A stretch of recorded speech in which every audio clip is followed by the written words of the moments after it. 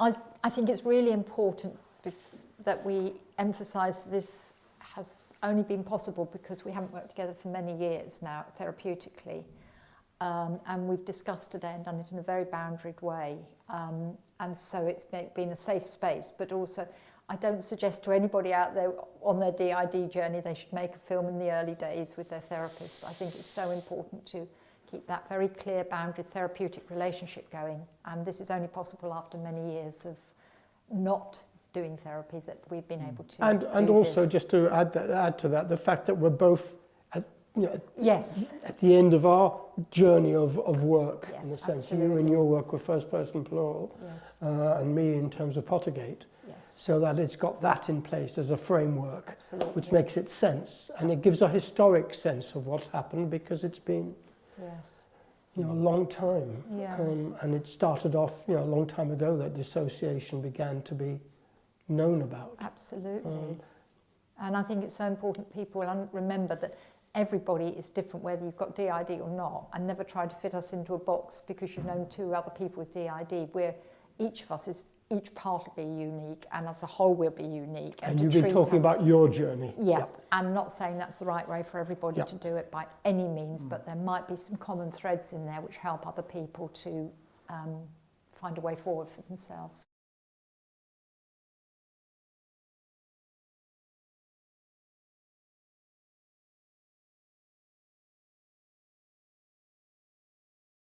So, well, we're all here for a filmed conversation, and this is very exciting. It's been a long time discussing it. We've had quite a few conversations, and this feels like a coming together of lots of ideas. So I thought we could start with introducing ourselves and then saying just a little bit about our background, but also why we wanted to do this. So the topic of dissociation is important to all of us from different angles, and I think that's a unifying thread that we are coming at this from different angles and exploring some of those overlaps and differences. So perhaps I'll begin just saying, so I'm Jamie Wright. I'm a consultant psychiatrist working in the NHS. So I've trained in psychodynamic psychotherapy, which is ongoing, and mentalization-based treatment, MBT. And really over the last few years have sort of developed an increasing interest in dissociation, which I come across frequently in my clinical work. And I had the pleasure of meeting you both through training opportunities, doing training together, and learning from both of you. So my sort of main interest in doing this conversation is to think about the various tensions which we've been speaking about, and how really we can learn from each other's perspectives, and there's so much reflection that we can have by coming together, and hopefully some of that will be useful for other people to listen to, and that's a very brief introduction, and I'm sure we'll go into more detail, but perhaps Melanie, you could say a little bit about yourself. Yeah, I'm Melanie Goodwin, and I am the person here with the lived experience of dissociative identity disorder, which I've known about now for 35 years, and I'll explain more about that as we go through the morning. But I want to just introduce myself as the start of my really DID-focused therapy, where I was at that point. I have 4 children, and I'm married, and there was a trauma in my current life just before my 40th birthday, which actually meant that my amnesic barriers started to be more permeable, and my life was thrown into total chaos, because up until that point I had no idea I got a situation I needed to deal with. I had counselling for 7 years, which kept me alive. It really did keep me alive, but it was pre the understanding about how important stabilisation is, and I think you'll find today that I'm going to be talking a lot about that because I think it's so important. And eventually that came to an end, but then I got into DID focused with Remy. And my journey took off from there. It wasn't easy, it was very, very challenging. But why I want to do this is we haven't been working therapeutically now for many years, but I want to be able to bring what I've learnt on that journey that might be able to help other people. I also co-founded an organisation called First Person Plural in 1997, and we ran for 26 years. And I think today I will be bringing so much of what I learnt during that journey of training, working, raising an awareness, but of offering resources for both the people with DID and for professionals from the three sectors. So that's just a brief background, but I will be what we're talking about today will be moving on from actually entering DID focused therapy that was contained. So that's Thank me. you, Melanie. Yeah, and perhaps just before moving on, is there one or two key things that really motivated you for this conversation that we can all hold in mind? I think it's like, well, I'm involved in writing two books. I'm just doing a chapter and a bit of editing. But in that, I realised how my journey has come together and how I actually have a timeline now, because being involved in the books has meant I've looked at it and I realised for the first time in my life I have this timeline, which is an incredible gift to me to be able to do. And I think it made me think, actually now's the time. I think I could do a coherent session like this that'll have, that will move forward, not dotting all over the place, which is how it would have been before. And there's something about, I have lived knowingly with DID for 35 years, have worked in that field for a long, long time, totally as a volunteer, but for a long time. And it's now looking to the next stage of my life, which I still have to manage DID, but it won't be DID focused. I'll be moving on into another stage. And it feels this is a bringing together. And I just want to be able to, oh, it's so corny, but give back. I have had so much given to me. I just want to be able, if it can help people, just to think about it a bit. And the other thing I really want to get across today is the importance of working with all the individual parts as and when they're ready. That's so important to me, and I think for many people with DID, and I just want to make sure that's a thread that goes through this session.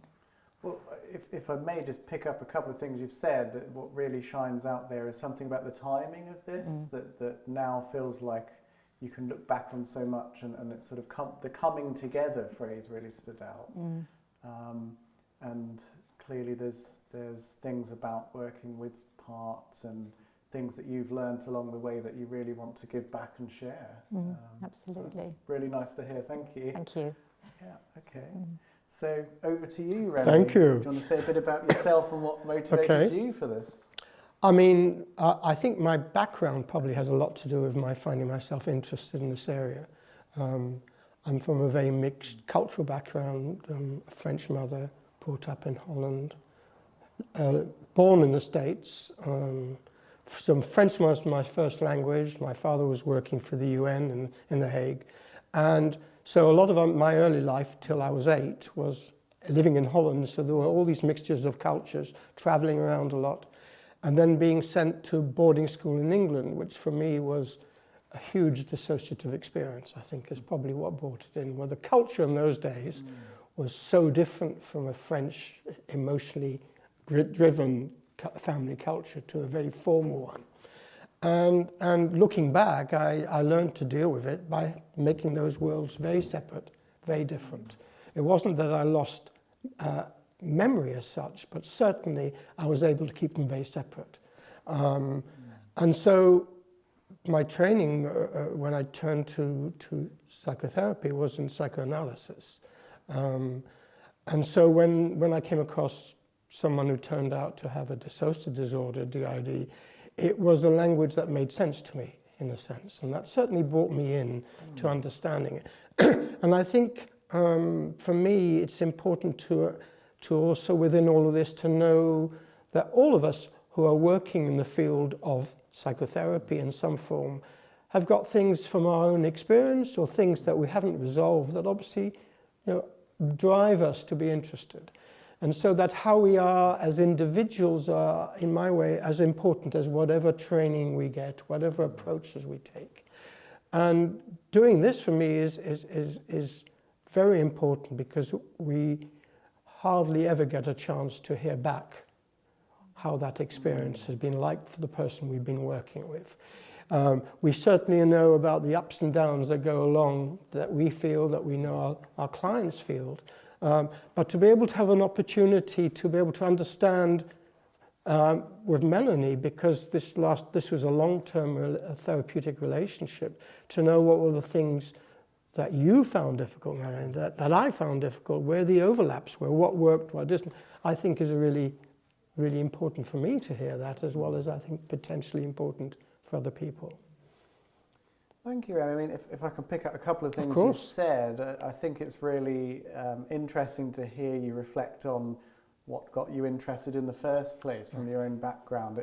It reminds me that having thought about this myself, but also speaking to other colleagues, you get a very different answer depending on when you ask someone in their career and their journey. Of course. Having gone into medicine myself, and then mental health, and then psychotherapy, I'd give very different answers at different stages. So that sort of reflective journey as well. And I think there's something really coming across from your answer about wanting to look back together about kind of that therapy journey from both sides, and a coming together of different perspectives, which, like you say, I think this is a rare opportunity, because we don't often get so much integration there of different voices and perspectives. I think we'll have conversations or trainings which is very much from a lived experience or from a learnt experience, but not together as such. Does that feel like a fair Yes, it does. summary? Yes, absolutely. Yeah. Okay, so I think perhaps it would be worth collectively introducing something about what it is we'll be talking about, just setting out some of the basic concepts as well. So I've said it's a sort of film conversation, focusing on dissociation from our different perspectives, but I wonder if just some very basic introductions would be helpful to set the scene, in terms of perhaps really defining in your own words what you understand by dissociation and DID, which will be a focus of what we're talking about, just as a starter. So, Melanie, could you give a sort of succinct summary of your key points you would like people to know if you start from a clean slate and perhaps people are very new to the idea, or those who have some working knowledge or lived experience, what are the key messages you want to get across about dissociation and DID? Hearing what you're all saying, I think one of the first points I'd want to really stress is how not everyone who might come to you will know they've got DID. They won't come to you because everything's going swimmingly. There'll be some reason why they're seeking help, but they might have no reason. I'd have no understanding of actually what the underlying situation is. And I'm speaking here from personal experience. A lot of people know their DID from quite an early age, know their different parts and everything, but an awful lot of people, if you'd asked me in the early days, did you have trauma in your childhood? I've said, no, I had a lovely childhood, I had a pony. How could I, that would have been my stock answer. So I would have been totally missed because they wouldn't have picked up. So I think there's that openness to, with everybody you see, is about they probably don't have their full story to share with you at that moment. So don't disregard them. They're there for a reason. Let's gently explore what that reason might be and come to the fore. And in a way, it's also it demonstrates the success of dissociation. Absolutely. Because dissociation is about being able to keep going Yeah. without knowing what might have stopped you going. So it's a sign that has worked well. Absolutely. Till something changes. Yeah, and mine was like, I was struggling with the suicide had become a real problem for me in those very, very early days. I'd always lived with it in the back of my mind. I didn't know a time when I didn't have that sort of as part of my makeup. I don't now. It's completely not there for me now, thank goodness. But so I'd pop down, have an hour's counselling, and then feel fine at the end of it. And the counsellor would say, "But what are we going to put in place?" I said, "What about?"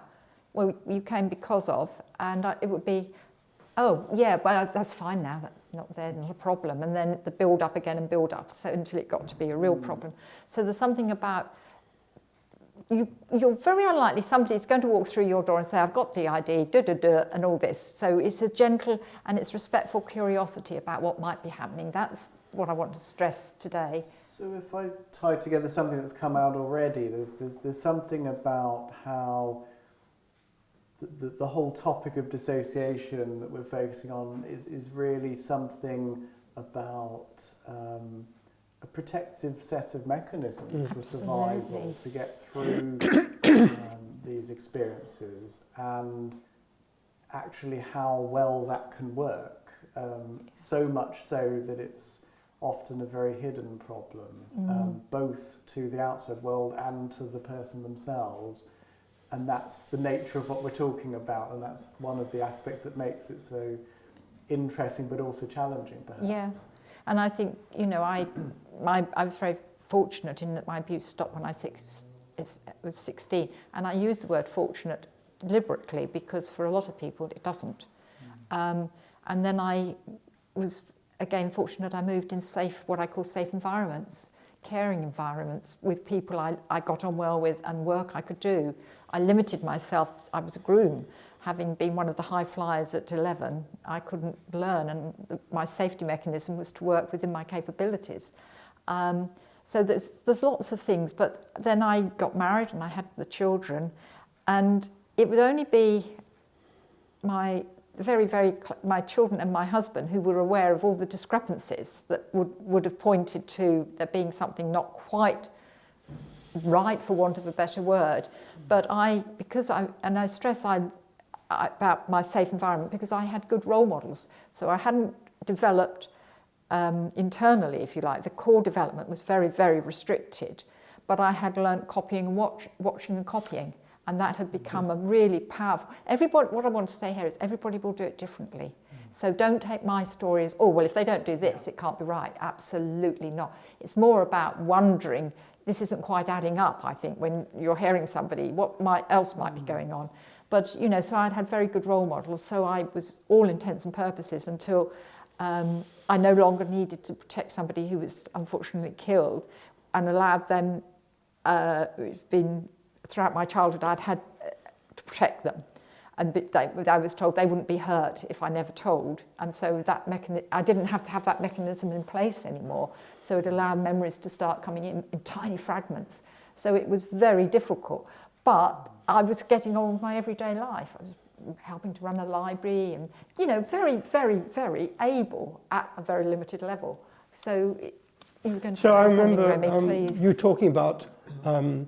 at different stages, updating. Yes. What you're wearing, because that was your way of catching up to what was going on. Yes. And learning from that, obviously, like you're saying, you're learning from people that you were surrounded with. Yes. So it's like an updating of what's the latest thing around.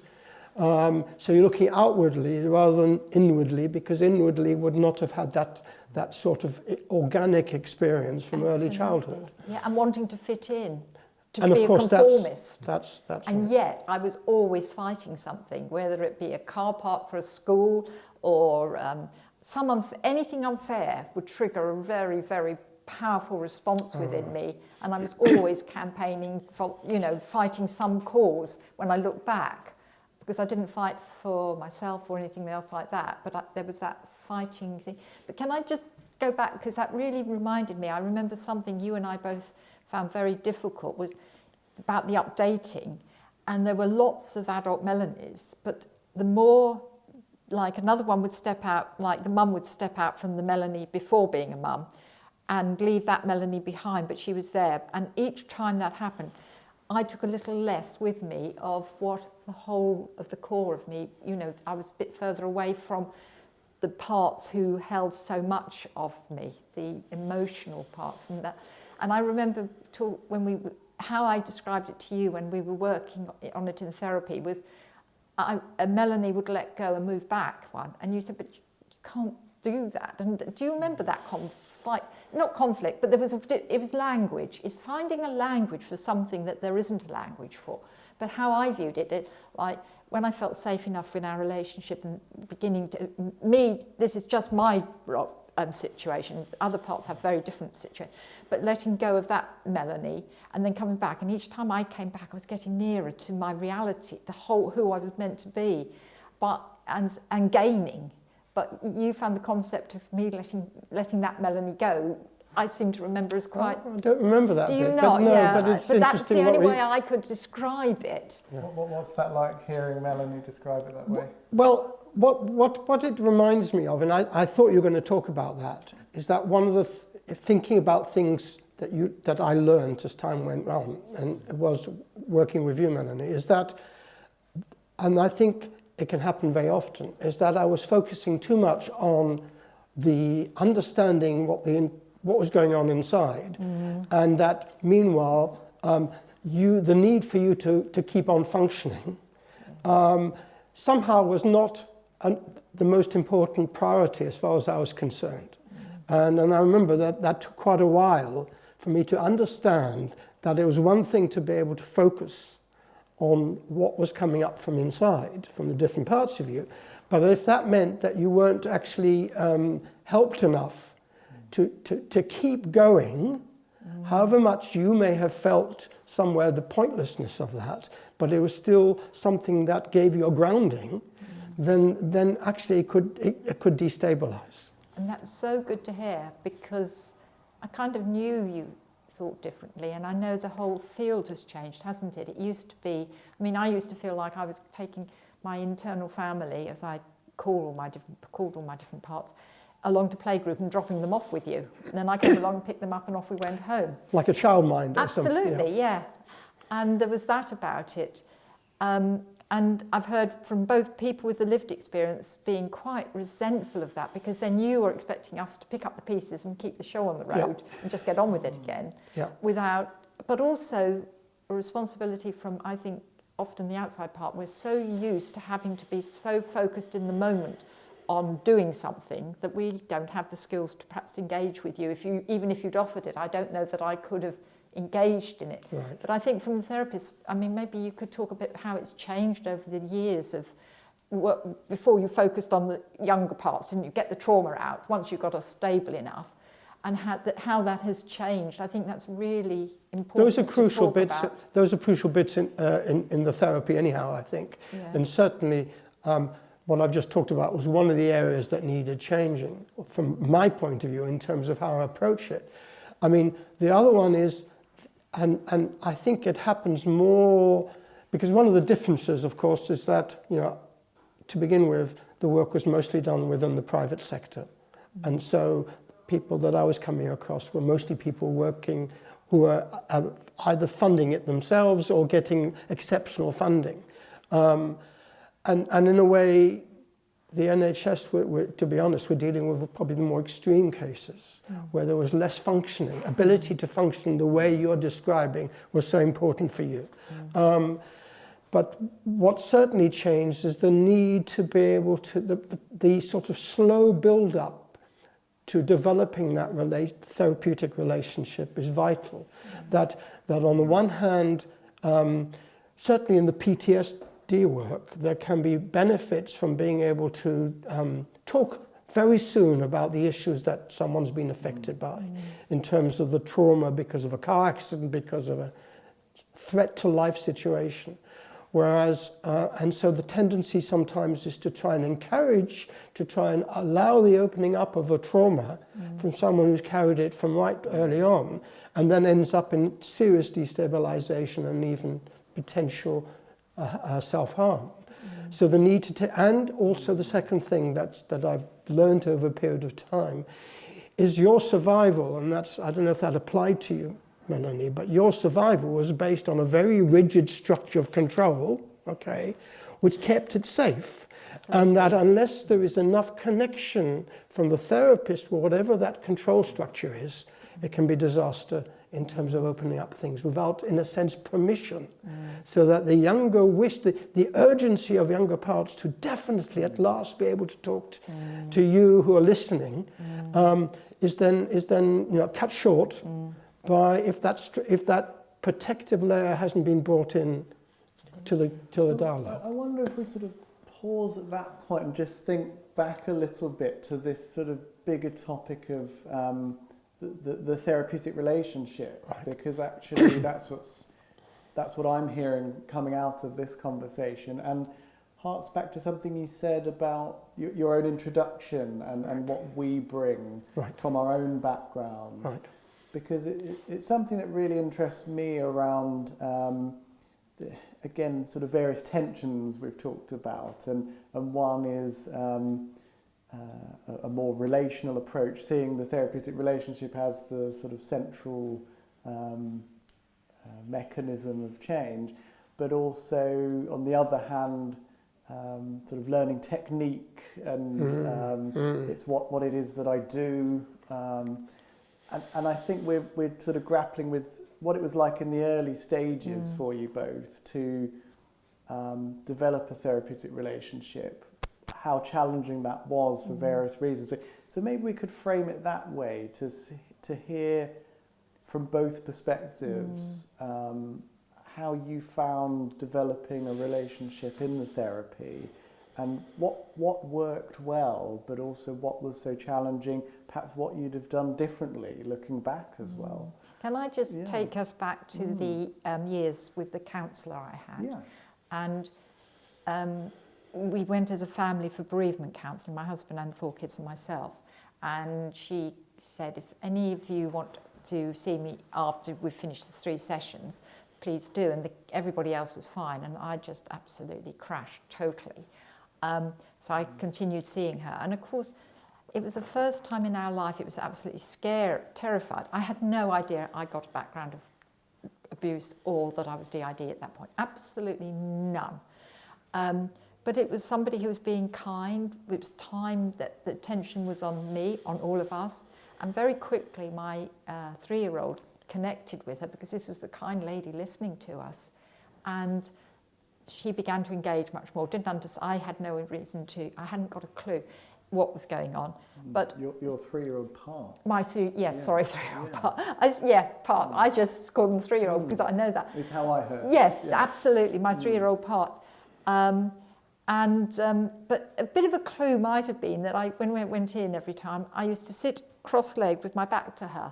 But I thought that's perhaps what other people did in therapy. Looking back, there were clues, but she was so accepting and validating of me in the moment. That was so important. If we really slow that down, I didn't mean to sort of correct you. No, I was not just at all. checking in that someone might hear that quite differently. Yeah, because you talk about your absolutely. family. Yes. And that, so you were talking about a 3-year-old part that connected in a certain way. Yes. Could you say a little more? Well, it was more just that it was chaos inside. I had no words. I hadn't got a clue. But I can remember saying to friends, this counselling business is very odd because I just don't know what's going on. I just feel so strange all the time.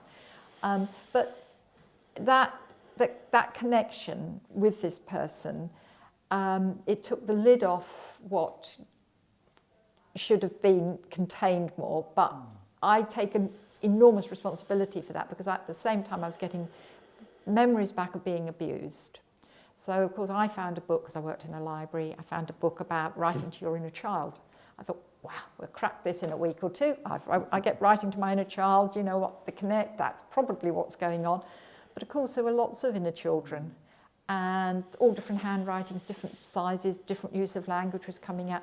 But I just took that as normal because, don't forget, although I wasn't aware of lots of parts, they've always been there. So there was lots of things that happened to me that I just accepted as normal. And my husband, you know, it's very strange if you're in a safe and kind relationship, how you accept each other's good points, but you overcome the different odd things, if you like. So writing to the inner child took the lid right off the traumas, and I spent those 7 years walking around in trauma land, and we were doing more and more. I was spending more and more time with this therapist and phone calls, and it was just totally chaotic. 2 very nearly successful suicides. They were totally different. One, it was the younger parts just wanted the pain to stop. The other was I had no rights to be here. And I think that's a very important distinction to make. I don't want to go into more detail than that, but I think, you know, people come from very different places. When I hear, you know, people can be quite condemning of people who've tried it, but the pain was unimaginable because we were flooded with it, with no containment. So I wonder if we recap some of what you've said before moving on, because you've covered a number of really important things there, and I wonder if, you know, we've gone straight into there talking about child parts, how I heard there was a connection with this counsellor, that a child part felt a sense of kindness and attention, that they had a space now to talk, and there was a lot that wanted to come out, but actually that and writing that you used, whilst there was a great urge to do so, led to extreme difficulty in that early stage. I just wonder, I can imagine you may have seen things extremely differently then to later on and then sort of now. Oh, yes. I wonder, sort of looking back on it now, what it is you want to convey about the role of these parts that you know, we could read in a book that, you know, something like, you know, these emotional parts are sort of frozen in time, or sort of relate to when you were a particular age. But I just wonder, looking back, how you see that you just described now, and what those parts, what their roles were, for example. Absolutely. I mean, at that stage, I wasn't aware that it was parts. I wasn't aware how fragmented I was. I don't know what I thought was happening. In fact, I know I was terrified because I didn't know what was happening. And it got more and more complex, and everything felt more and more out of control. I never missed a day's work, though, because with dissociation, you're up all night, you have about 2 hours sleep, and you get up and go to work still, get the kids off to school, and off you go to work. And that is the power of dissociation at its absolute best.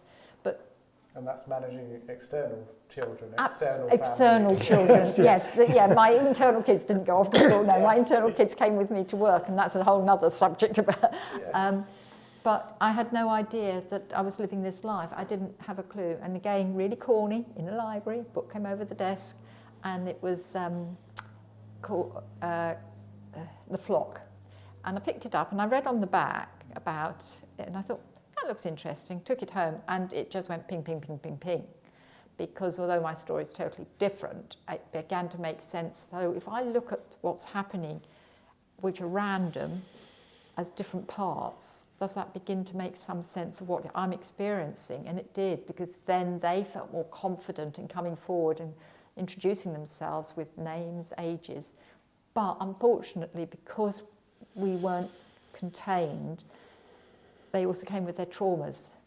So I didn't get them to know them before. Right. So, I mean, you're really conveying there, I think, that different parts held the emotional aspects of the various traumas. Yes. Yeah. And I wonder what... Yeah. I suppose just to put it in theoretical context, Please. From how I understand it's that, from my understanding, really very early trauma, and I'm thinking before the age of 4 or 5, trauma or severing of attachments, which can, on one level, it's a loss of an important adult, on the other end, it's an abusive attachment. All of those mean that the brain, in a sense, where survival of the human being is the foremost importance, not the psychological well-being. In order for us as humans to carry on functioning and breeding, and it is to make that bearable. So that's something that's unbearable and the brain can't deal with, is shut off, so that whatever's going on is not known, and that literally is not known, literally not known by whoever's there keeping the show on the road, as the very young baby child. So that as things carry on developing and other traumatic events happen, and of course we know that when we are any defense system or any protective system, once you've been subject to having to react, it's more likely to happen at different situations, whatever the level of severity, though in most cases the severity will carry on being extreme. So you've got separatenesses at different ages of something happening that then has to be dealt with, that the functioning you has to carry on functioning without any awareness, so that you not only then have no link between those different experiences at different ages, but actually there's a developmental blocks between each ages. So that it's not surprising to make it work. That's what you're describing. Not only did you have to carry on function, you have no knowledge of that, you'd be aware that something was going on, but they're all held very separately. And yet when you then find, which is what you're describing, that the environment was open to being able to understand, which for you was a revelation from the way you're describing from your counsellor, then of course everything comes up all over the place and makes life worse. Absolutely. In a sense. And I think something you just said there really brings something. For most people with DID, there won't be a before of good enough anything to go back to. And this is what I learned. You know, I was this incredibly mature woman with 4 kids, running a library, running a business at home, you name it, I did it. PTA, school governor, you know, the list went on forever. And yet you scratch my surface, and as you so well know, it was a 3-year-old ability to cope with emotions, or not cope, to switch off emotions. And I think that's sort of something that's really hard.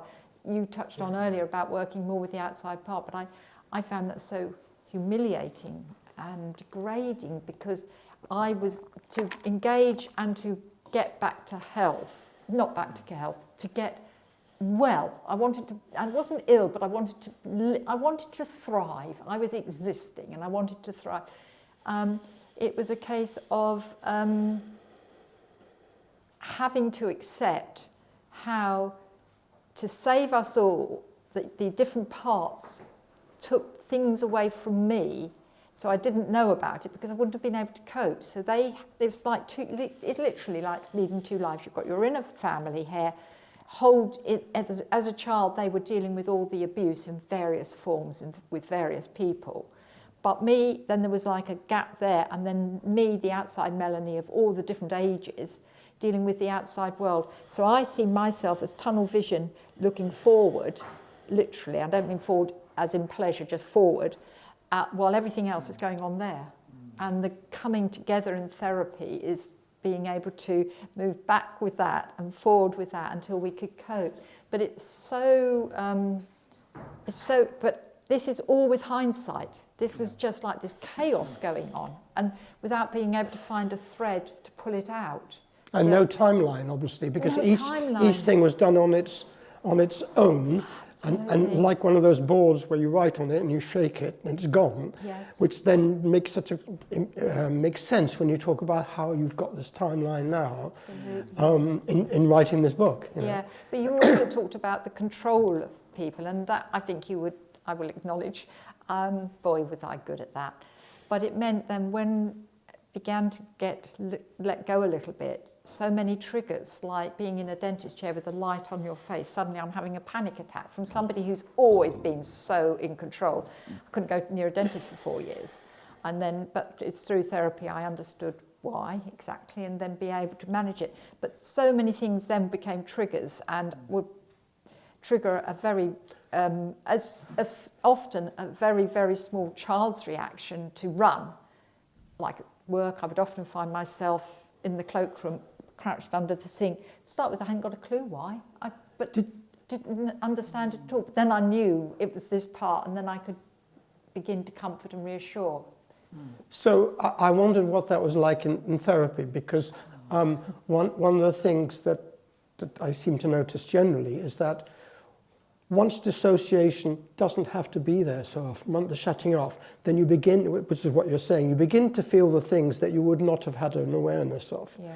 And then that makes life worse, in Absolutely. a sense, because you can't then cut off from experiences that you, like the example you gave. Yeah. So I don't know what happened in therapy about that. Well, maybe you can help me with this a bit. It's like, do people with DID often, for myself, I was just getting a fragment of a memory back, and another part would get a fragment of memory back for their particular situation. So it was like you were saying, no timeline, no cohesive thinking, just a fragment of that. And most of it stored as body memories because we were so young when it all started. So it would be my body, my head would be writing a shopping list for the morning, and my body would be demonstrating something very unpleasant going on. And to be able to move those two, to be able to put a narrative to it, took a long, long time, obviously. But it's but do you find that with people? It's the fragmentation of remembering. You're bringing up something really important for me, is how much it's something that has to be generated from you in terms of when something changes. Because there can be the tendency to be too prescriptive as a therapist and to say, we are now going to look at this, yes. We're now going to look at this. And it's the other way around. It's the same with when memory comes up. It's for us to be alongside, yes. But to pick up the cues when they come up, yes. But also to be able to slow things down or suggest slowing them down. Yes. And that's where the change takes place, yeah. Because it either nothing gets talked about, or it's a flooding.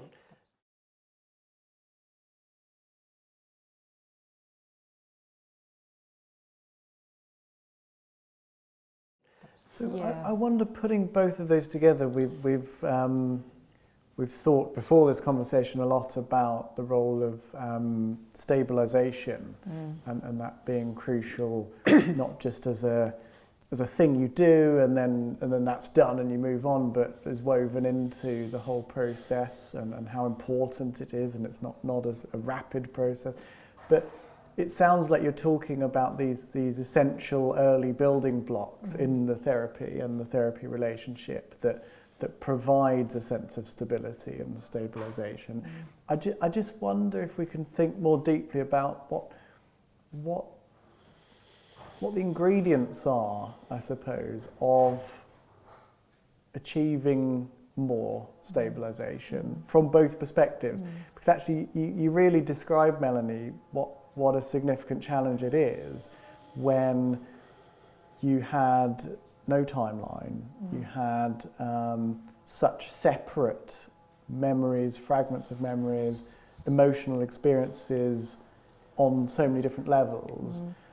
You couldn't have just, I imagine, go with the counsellor or start the work together with Remy and have a clear baseline.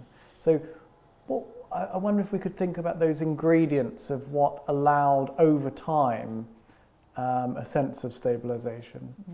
I think something I want to bring in at this point is how important I think it is that there is a recognition of complex dissociation early on, because by the time I got to work with Remy, we had uncovered so much trauma that it felt rejecting when we weren't allowed to talk about it. Whereas if in the early days I'd been helped with containment and explained that, we're not in a place to do that yet, but not made to feel that it was, now is not the right time, and explain that's all part of the psychoeducation within the stabilisation phase to me, because for me so often it felt totally, or for our different parts felt rejected or shamed because they shouldn't have been talking about it. There's such an important point, isn't it? Because it's not just psychoeducation because that's nice and important. No. It's so, it's almost as if that sometimes, we'll just talk about it, learn about it. That's good for its own sake. But so important what you just said there about otherwise, without that open discussion together and learning why someone is saying this, it could feel terribly rejecting and awful to say, no, you can't talk about that. Yes. Or the timing and everything has to be there because, and actually having an open conversation where it's acknowledged. Stabilisation is a really complex area, isn't it? Because first of all, what's come to mind is that sometimes, certainly within the public sector, there can be the feeling if someone is too unstable that they shouldn't be offered any therapy, and and yet it's more about what comes up in therapy that's important. That you need, and the stabilisation isn't about talking about anything other than just everyday things, dealing perhaps with everyday difficult areas, but nothing that needs to go into the past. There's also the complexity of stabilisation, and I don't know how much that applied, is that for some people, being in crisis is part of feeling alive and is held, and the stabilisation can sometimes evoke the pointlessness of what you as the outside part carries, the functioning. Because then there's an empty. Whereas we can, if we don't dissociate, we can feel that's a calmness. That's about being able to enjoy just doing nothing, sitting down and just relax. That actually can be a sense of bottomless pit of despair and pointlessness. So that there's also needing to be the tolerance somewhere, rather than going safeguarding, going straight down, of an element of having to live in the crisis zone, in the fast zone, in order to keep the balance between lowering that hyper arousal and that aliveness, but also making sure that it doesn't mean that you lose that sense of purpose. And I think that's so important, and I think this is where having my 4 kids, what remained top of my list was I was going to do them as little harm as I could. I did them lots of harm, inevitably, but it could have been worse. And so I had that focus. So they actually often grounded me. But I think something else that people forget is I got to the ripe old age of 40 plus. So I had used grounding skills all my life, but I hadn't been aware of it. And I think something early on in therapy, that we're talking now, I think we've moved into where you've picked somebody up early on in their journey. They haven't had sort of 10, 20, 30 years of being re-traumatized by the health system or anything. You picked it up, they're ready to move forward with DID focused, whatever that means, and we're going to talk about that later. But it's helping people to identify what they already use, because I felt when I began to understand that some of the things I did, like lose myself in a book, was what I did, was grounding me. Going for very long, fast walks until I felt I could sit down was grounding me, but I'd always used those. But by identifying and naming them as grounding skills, they moved into what I call my toolkit that were labelled, so I could actually extract them when I was going chaotic, so I could prevent the chaos, if you know what I mean. So I began to feel skilled with doing this. And can I just sort of say, listening to that, because we talked about the role of dissociation in survival and how effective some of these mechanisms are. Yeah. And what you were saying there is about, I think, recognising and building upon the skills that you'd already developed without perhaps even naming them as grounding techniques or skills. It's not all about, even though we were talking about psychoeducation and the early stage and stabilisation, it's not the therapist doing loads of things, giving you tons of skills that will make it all okay. It's that doesn't work, because they haven't come from me. Like giving leaflets or something. Absolutely, and I think this is about, we haven't mentioned yet today, but we have the relationship, partnership working, where you might say to me, I've heard some people find this helpful, and I'd say, that's a load of rubbish, but I'd go away and think about it. and think, no, I can't do that, but I could do this. So you sowed seeds. It was an offering of something, rather than saying, shall we give this a try, which would have shut me down totally, or the very compliant Melanie, which wasn't out very often, but occasionally tried to be, would give it a go, and it didn't work. Whereas if it had been, like I say, just an offering of, and then I would, it wasn't, I was on the defensive all my life when I look back. And so it's finding a way in that doesn't bring up that defense mechanism. Yeah. Can I go back to Yes. what I felt was an important bit, which is like you talked about the time of your counsellor, and you then talking about what happened next, because there are things about that I think became problematic as well as helpful for me, or how I dealt with it. Yes. So if I remember rightly, from when you first came and we started working together, you came with that overload. Literally, I used to come with my bags for all the different parts, as well as mentally, physically, every way overload. What happened next? Well, it took me 4 years to stabilise working with you. And I think your psychoanalytical background actually helped that, because you were still quite working in that way. Well, that's the point. You? I was working very much as a psychoanalyst. But it meant I could stay in the room. And you're sitting there, not moving, literally. And then when you got able to be a bit freer, you would always say, I'm just going to move. And you'd walk. And I literally needed that amount of engagement for us to stay in that room, because we came with everything, overload, and in that room I was aware of, as we're talking, of the complete overwhelmingness of the whole situation. And it was for 4 years I hardly talked, if I remember rightly. We sat there silent for a good bit of our sessions. That's because of what had been too much the other way. Absolutely. So that your natural ability to stay with me doing that.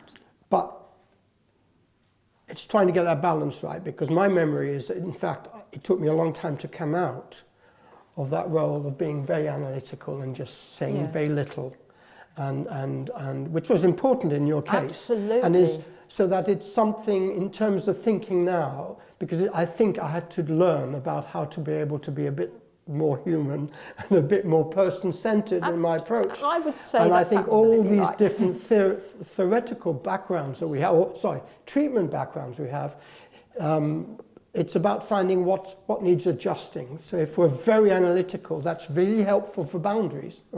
But we've also got to think about how to bring the human element into it. If you're very person-centered, let's say, it's very important also to be able to have that clarity. So it's not, we are there together, and so therefore there are no boundaries. Now and what I have learnt about this is, in a sense, how I am depends on how the person coming for the first time is. If they say very little, then it's about trying to fill the void gently. If there is all over the place, then it's about saying very little, but just saying, like you described, I had to be very careful if I was moving even. And it's that early being able to get that balance right that I think then affects what happens next. And that's why I'm so passionate about it being screened for early on, picked up on early, because we wouldn't have had to have done all that unpicking. I think I lost 11 years of, with the 7 years. I'm not criticising those 7 years. It was at a time when we didn't understand enough about it, and then it took 4 years. That's how I remember it. Sitting more or less not saying anything, for everything to learn to trust you, that we weren't going to be overwhelmed. But I can remember for me, the very first day when things began to change, who was the part who used to get me back into bed at night and kept the two worlds apart, came and laid full length on the floor in your therapy room, and you were totally accepting of her, and she was non-verbal at that stage. And that total acceptance, that went on for a long while, but it was so powerful that because I knew that deep down there was something that you wouldn't have been naturally comfortable with that sort of behaviour. Because with psychoanalytical, there's ground rules, the way you behave and the patient behaves, And here I was breaking, we were breaking every rule. But in that moment, I knew Remy was there enough for me, for her to come out and do that. And for me, because I'm explaining what co-conscious is, but it was so important. And yet then older Melanie, had to get up and get that body out, and the shame and embarrassment and sort of apologising.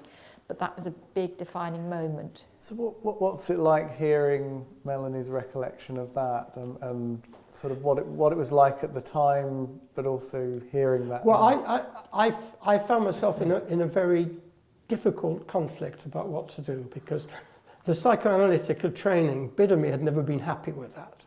Obviously, what made it possible somewhere eventually for me to be able to be more human is because of that. But I think there was something else I was going to say, I've forgotten for the moment. But I think what's important, and I think it brings back who we are as the therapist as much as what we do, is two things. One is really what was important, and I think is always important, is to be allowed to be there in the room as the therapist without anything necessarily being said. It's a bit like Winnicott's being alone in the presence of mother, and it's Winnicott's language. That ability to be there as a witness, keeping the structure as safe as possible, is often forgotten, that it's not what we have to deliver as some sort of justification for the therapy. That can be, especially with early developmental problems, it's that silent presence that's really important. The ability to engage is a further along interaction, in the same way with babies. I mean, I'm picking out the difference between what you did necessarily to the function of that, and what you're conveying, or at least what you thought you were conveying, and what that was like, having a sense of acceptance conveyed to you, and predictability, and never being stability shamed. Of that relationship. Absolutely, never feeling the shame was all mine. I never felt you shamed me. You didn't. It was okay. But it was so important that the part who kept the two worlds apart was the first person who came out in therapy. Because previously there'd been little ones all over the place, but nobody had ever really come out completely as such. This was a complete, and I was aghast as much as possibly you were at that moment. But I can remember then she'd come out, from then onwards to come out, not necessarily the next time, but 3 times. And I can still remember the first time she wanted to speak, and how big the tongue felt in my mouth, and I couldn't make words come out. And then gradually she got a word round, and you just stayed. But always throughout this, your boundaries were what kept me safe. I knew you wouldn't move without checking in with me first, even to just blow your nose or whatever, And that is the level of terror. And I think if you relate it back to, we've probably all seen animals who have been that scared that they can't bear you. I had a pony who was like that, and he couldn't bear any movement, and I used to have to, I was that terrified animal in the headlights, wasn't I, who couldn't tolerate movement, because I didn't know what the next bit would be. And that was the level you and I were working at.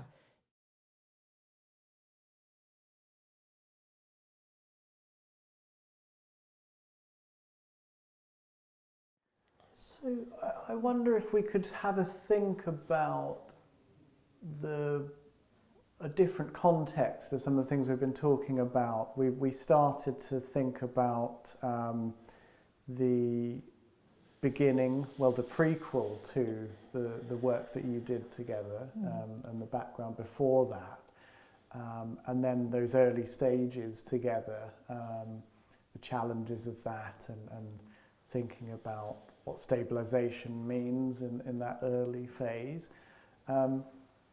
I wondered, coming at it from a different angle, looking at not a long-term, open-ended private therapy, but how to approach these sorts of issues when resources are limited, perhaps in an NHS setting, because we've set the scene somewhat of what it's like before even knowing there's a problem, learning and confronting the issues, that psychoeducation and that early stabilisation work.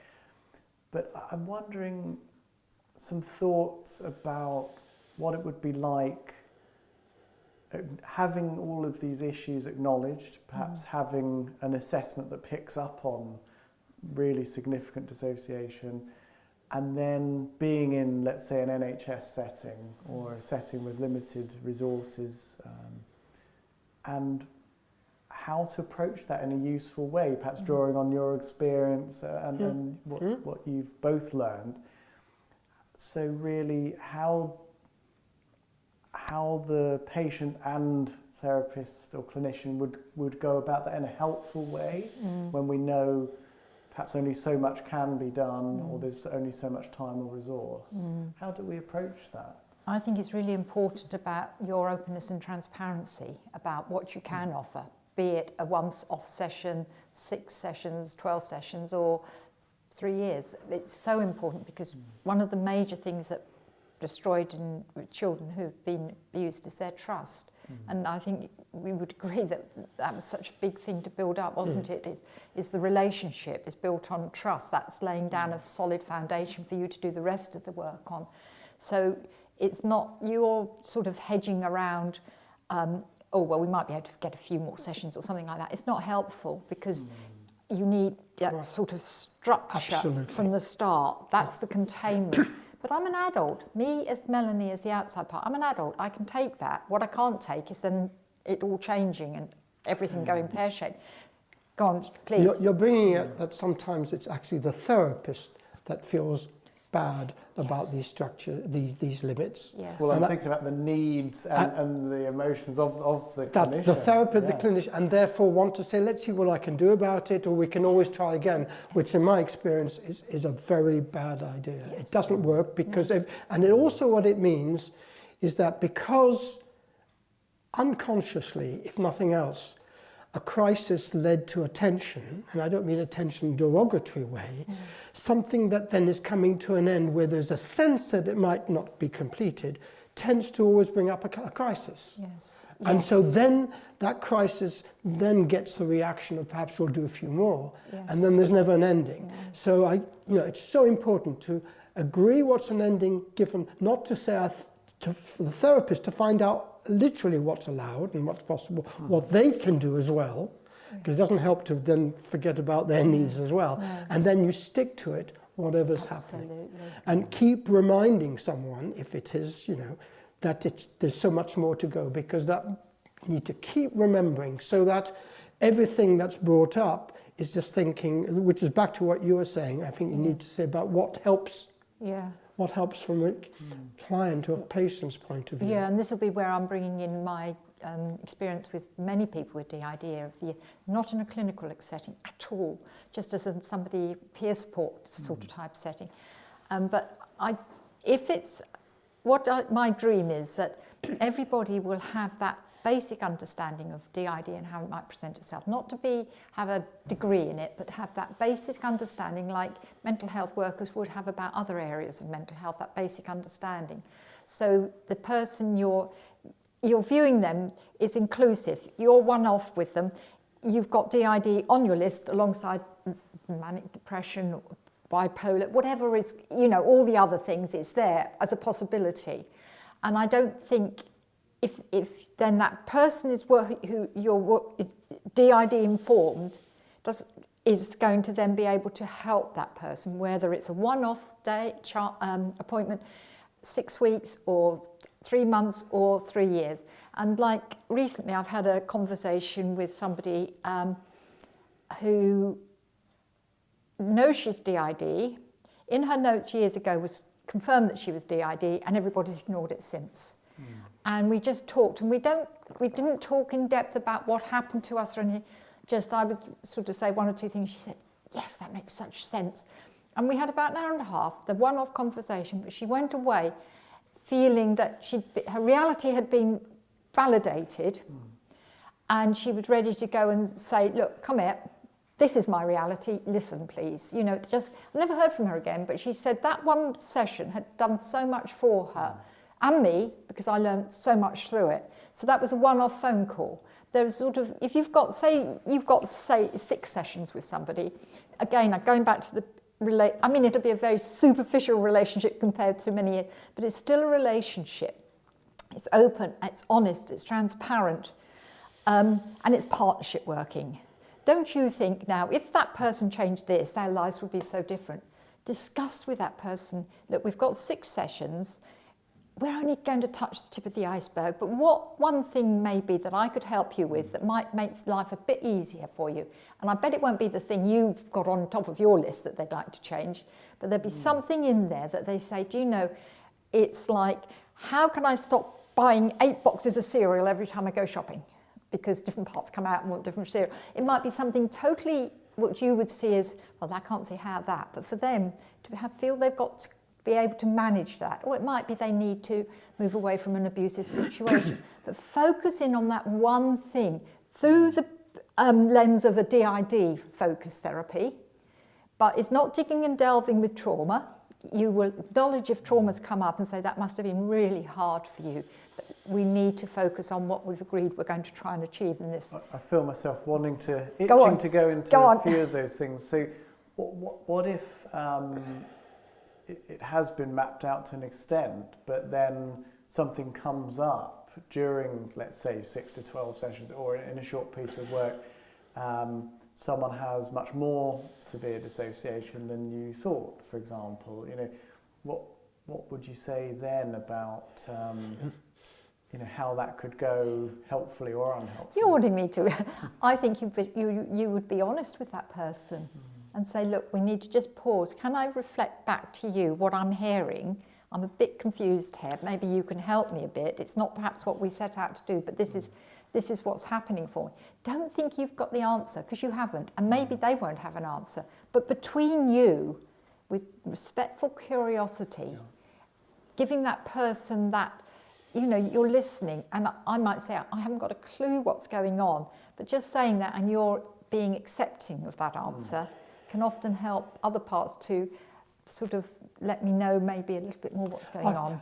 I think the advantage following on from that of keep remembering, it's a bit what came up a bit earlier, that you as a therapist are talking to an adult functioning in life. So neither think there's no problem nor take all the responsibility. There's a lot of problems. People tend to focus either one or the other. Either they dismiss it, you're doing very well, or suddenly everything is seen as a problem by the therapist that has to somehow hold it. So the more there's partnership work, the more talking in the way you're saying, I'm finding myself as a therapist wondering about this because I feel like there's so much to do, and yet you and I know that there's only this long left time. What can we do? And also the other thing is that where the partnership is about acting as the therapist is sort of modelling what hopefully the adult parts of someone will then be able to do themselves, so that when there isn't the possibility to finish everything, the hope is enough of a connection has been made to encourage you to be the parent to what's going on and not being resolved inside. So it's also about if something can be, which is why it's so important from your question, not to find yourself adding something on, but to say, you know, to be honest when you're saying, we haven't got time to do that, because finishing what you do pick up completely, as much as possible, acts as a template for anything else that comes up afterwards. So just trying to tease out what you're both saying there, then there's something about the essential ingredient that the professional actually has some awareness and knowledge, because actually there's great danger in going into something blindly. Absolutely. But also, I'm just kind of just digesting what you've both said. I think it's not trying to cover everything and sticking to what you set out together in a very collaborative way. It's that shared agenda. That's and it. very, very Yes. open about what's possible, but setting the agenda together is even more important in that shorter term work. Yeah, and it's caring in the moment. My husband's got a very rare neurological condition, and we've had, over 10 years, we've had some appalling appointments, but one, we came out walking on air because the neurologist had said, that must be really tough day to day. Up till then, they'd always said, well, look, you can stand up easily. But that's acknowledging that day-to-day thing. So you're doing the same with this. You're saying this is really hard. This isn't going to make it all easy. But if we can find a way that makes it a little bit easier for you, let's work together to see. And you both said about the partnership working. That is so important, because how can you know what's right for me? Well, there's an authenticity there as well, isn't there? To sort of, we can't solve everything. We have only got this, but what can we look at? Absolutely. That is That's more very important than, authentic. it's one of the most important things, to be able to be professional but authentic and open. Yes. And that mix is so important, because that's the reality of what life is like. Yes. And the reality of being in an organisation is we haven't got power more than what we're allowed to do. So it's no use pretending, whether you're private or not, that you can make things happen. So it's real to say, I can see that there's a lot more work to be done, but actually, as things stand for the moment, we can only offer you this much. Yes. And you're being human and moving into the room with me, not into my space, but into the room with me, and able to stay there as a human being, holding the boundaries. It has been something that I think with our relationship was so, so important, that when I could feel your humanness began to change so much for me, because it meant we could both stay rigid in our chairs and stuff, but there was beginning, I used to call it the magic in the room, but I think it's called attunement. I've looked it up and I much prefer magic, because that was, to me, I'd go out thinking, I don't know what happened then, but I feel so different. And it was like a child with magic. For me, it was something had shifted dramatically, and it might be totally small, but I maintain caring in the moment is like, you're not rescuing, you don't have the answers, I don't have the answers, but between us we might be able to find something that makes life just that bit easier for you. I just wonder actually if we can go back a bit as well, though, because we were thinking how to go about this if you have limited resources, or the NHS, or making the most of what you have in an authentic, collaborative way.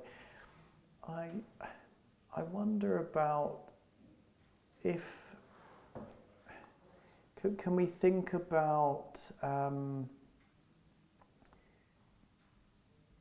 there's going to be many views of how to go about things from all sorts of different theoretical training backgrounds, etc., from the place of the clinician. But I wonder, from both of your perspectives, something about a common view you might come across of seeing dissociation as a problem that has to be reduced, and actually looking at reducing behaviours and trying to just focus on the functioning adult part that's there, and we've got limited time, so we need to make the most of, speaking as much as possible with that part, getting rid of, if the patient is willing to do so, reducing dissociation so that adult functioning part can get on as well as possible with getting on with normal life. I can imagine both of you have quite a lot to say about that, and any thoughts around that, around sort of a different perspective? It's absolutely not getting rid of anybody or trying to suppress anybody. It's welcoming every part who comes, because in a way you are doing it right because they're feeling confident to come. It's how you welcome them and thank them for coming. And if it's a very short time, trying to explain to them how you're trying to do a piece of work, and it really does need the adult or the big one perhaps to do this at this time, but always welcome and validate. In longer term therapy, it is so important that every single part who wants to has their own voice, not through the outside part, that has their own voice, because they will have their own story to tell in their own words. And if you don't do that, you're rejecting them. You're like, if you've got a group of children in front of you and you say, right, you can now talk for everybody here. How ridiculous would that be? Tell us what you did at the weekend, but only one child can tell me. You'd be absolutely, totally destroying the other 10 children. It's as ridiculous as that, in my opinion. That's a really difficult area, because you get I found you get some people who've got so many parts. I realise that, yes. And I think there's a balance, just to say I may not go all along with what you say, from my experience, is that one that parts have to be listened to and acknowledged, even if it means saying early on, you've got something important to say, but we have to wait till I understand what's allowed, what's not allowed, or how it works within you. So you can still acknowledge and welcome, as you're saying, and saying there'll come a time when you can, because in the early stages that can be a problem if it happens too fast. But also it's trying to get, part of it is trying to get, key is the communication generally working. And I sometimes say that we have a parliament where we have so many members of parliament that have, because we are 62 million people, and so we have to try and put them into smaller groups, groups that can vote in different areas. And so sometimes the more it's possible for some of the internal parts to be able to, the more there can be enough of a consensus of what seems important to deal with. So that, because as therapists, it's, with limited time, even a lot of time, it's very hard to be fair about that. You've suddenly got a huge family, in a sense. And also, just one more thing, sorry, is that if with one part, there's enough of a journey that goes from start to finish, that processes it, or you're witness to it, which is part of processing, that already helps the whole system begin to have a framework in place to be able to do the same thing without you necessarily having to carry on being there. Absolutely. And that's part of the partnership to help the other, in a sense, parent, a psychological one, be able to take on and do that work internally without having to be in therapy. And I think I'm totally agreeing with you there, but what I'm saying is, in the early days, if you didn't acknowledge and welcome every part, then you wouldn't get that internal community. You have so to. I'm talking about very early on. But I found, and it'd be interesting to hear if you find this is sort of a common thread or not, but exactly what happened, the internal communication. And then I found that, like, the 9-year-olds were all gathering as a 9-year-old because they had the same sort of interest, and they all like reading Harry Potter. So that they did a lot of their work. Each one didn't need to be totally explicit about what had happened, because they learnt to share as a group. Right. But that was quite a way in. And I think what we're doing, and I'm hoping we're kind of doing this here, you and I were role modelling in the room about being interested and curious, contained, boundaried. And that was role modelling for me, for the internal parts to then learn about that and to learn to listen, because we were listening to each other and things like that. So it was internalised, and then different parts. And then it might be a group who'd experienced similar sort of abuse or emotional things, could get together, and they'd find they'd got commonalities. So they did the internal, and they sure didn't need all to do it. But I think in the early days, those different parts do need welcoming and validating, because you're role modelling that everyone's welcome. Everybody had a role to play. It might not have seemed appropriate in the life you're leading now, but at the time, it meant you stayed alive. And I think there's something about that. But I totally agree. You don't, I'm thinking of my armies that I had. Well, you wouldn't have been able to work with every individual part of them. But as a whole, they were accepted as a whole group. Of course, the other side happens. I don't know if it did, Melanie, in your case. I don't know, because we were working together, already having had some therapy. Is that someone who has got a job, works very well, is unaware of this completely, and then suddenly these intrusion memories come up, which is a way of saying the brain has begun to recover, and then all hell is let loose, and may come along and honestly say, I just want you to get rid of these voices. They get in the way of my work. That's my question.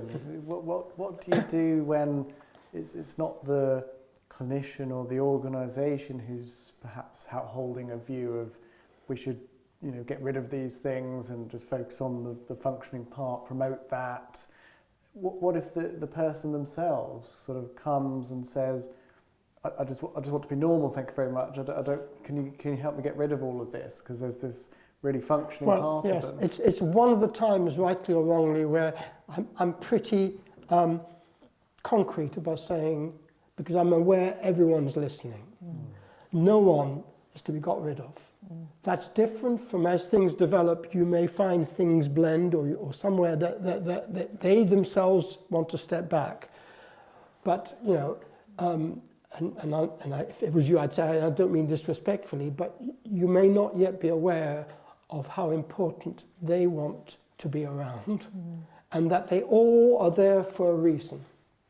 I'm hearing from both of you then that sense of important roles, that even if it's coming from the clinician or coming from the person with lived experience, a desire to just get rid of and cherry pick is not necessarily going to be helpful. And I can't say I was actually thrilled when I first realised the enormity of the situation. Who would be, I think, Well, I was delighted that I'd got a mental health condition that there was hope for. If I got the right help, I could see light and I knew that something could change. Whereas if perhaps some of these others, which should only be managed with chemicals, would have been much harder for me to accept. But to accept that I got all these different parts, but the payoff of beginning to gradually accept them and give them all time of an evening, but they had to, of an evening, I'd come home from work, feed the external kids, just to make that absolutely clear. And then I had time for all the internal parts and the rest of, because my children were that much older, once the day was finished, I then had the rest of the night to ourselves. And I found the more time I gave the different parts, the better my day went, because they had, like a young child, if you're forever saying, oh, be quiet, we'll do that later. If you actually find those 3 precious minutes to sit down and do something with them, they go away, they shut up and get you to get on. And there's something about that sort of thing. So that's how we eventually, after years of struggling, but there was then became the internal agreement. And I would perhaps, and we're going back to the days of the video, I'd set my alarm for 5:30, put on a video for the very young parts, so they had just 10 minutes before I'd be getting up to get my own biological children off to school and things. So by addressing their needs, I then went to work. The 16-year-old used to dress the body, and she didn't always dress it how I would have liked it, but I learned to just brazen it out and say, and, when people made a comment, because we had that agreement, and then she would leave me alone at work. And I could get on with the day's work, and then come home, reverse the situation, and then I would have the evening. And sometimes if, like, little ones were going to be out, we would set a time, and I would set the alarm. You've got half an hour now to do this. And it was that structured, because we found it took a long time to reach that, but then we were all winners.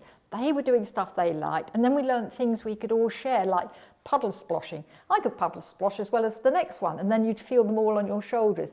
And the one moment when it really, really came together was, we hadn't been away for years, and we went to Australia, which one does, and we were swimming. I couldn't snorkel, so just swimming, looking down, and there were shoals of fishes, and there was a turtle, and I felt every single part were there watching, and that was the most magical moment in my life, if I'm really, really honest. That we were there as a whole group watching this, because we never thought we'd ever see anything that we'd seen on telly. We'd see it in real. And we had them books on the ocean of a 3-year-old, a 5-year-old, a 9-year-old, you name it, jigsaws. But that was a moment of all coming together. So, but that was after a lot of work. So, but you're also demonstrating that, in answer to your question, that whereas there may be, for some people, the feeling like it's getting in the way of my life, once this opens up, there's no closing it back again. No. And in fact, there can then be the realization that some cooperation, some acknowledgement of other needs will actually make your life easier. Absolutely. And if you're at work, you're not going to be interrupted in the same way. Like if our kids don't get enough attention, they start making your life difficult. Yes. And so it helps both sides at the end. Yes. And then it becomes to the realization it's worth. Yeah. I mean, through both of your analogies, I think you've both been talking about seeing as an internal family. Absolutely, Totally. absolutely. And within that also is the sense that as therapists, we come with our own personality. And that has to be acknowledged, and that is part of what, like parents do in a sense, Yes. but within a therapeutic realm. So it's not about we have to be sterile or we have to follow a book in its sense, but it's about being aware of just being straight and open and honest, and also important, whatever we feel in the counter-transference, if we can find a language to hand it back, then we're not only expressing something in a way that's neutral, we're not only then not carrying something that otherwise might feel too much, but we're actually bringing up something that may be held and by another part of the person you're working with. That makes sense.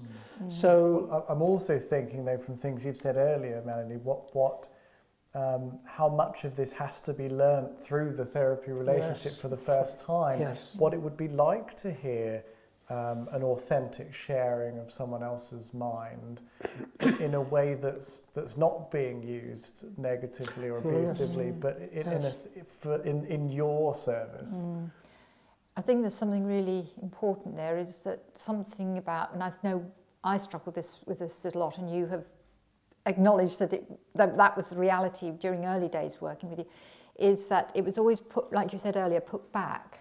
Like, so why do you think you had that reaction to that? And the bit that was missing for me was, actually, I can see that was less than helpful reaction for you. And then I could then say, oh, because otherwise I'd got to make it make sense, like trying to make sense of your whole childhood. I'd spend the next 7 nights trying to make sense of what you'd said, because you must be right. And then when you said, I can see that, occasionally you said it was wrong, and I don't like the word wrong, but you would say, I can see that was a less than helpful comment or feedback. And then it was like inside you go, oh, nobody's ever said that it's not your fault. And that was a real learning curve. I can remember that start of that, and of course, it's replicating the idea that dialogue between, I mean, if we think of the internal family or the families or biological family, dialogue between an adult and a child is not that someone knows all the answers or gets it right. There's ability to acknowledge as a parent that we can make mistakes, at the same time as saying what the child did wasn't okay. But the dialogue to reparation of that is what's missed. There's no dialogue in early childhood trauma. Well, the reparation was going to be my next question around, I wonder if you could both reflect on what either little mini mistakes or ruptures or really quite big regrets, but how reparation was possible and what that was like to repair something from your perspective, but also from your perspective. I found there was just twice when I was working with Remy where he was very, very good on boundaries, and that was so important.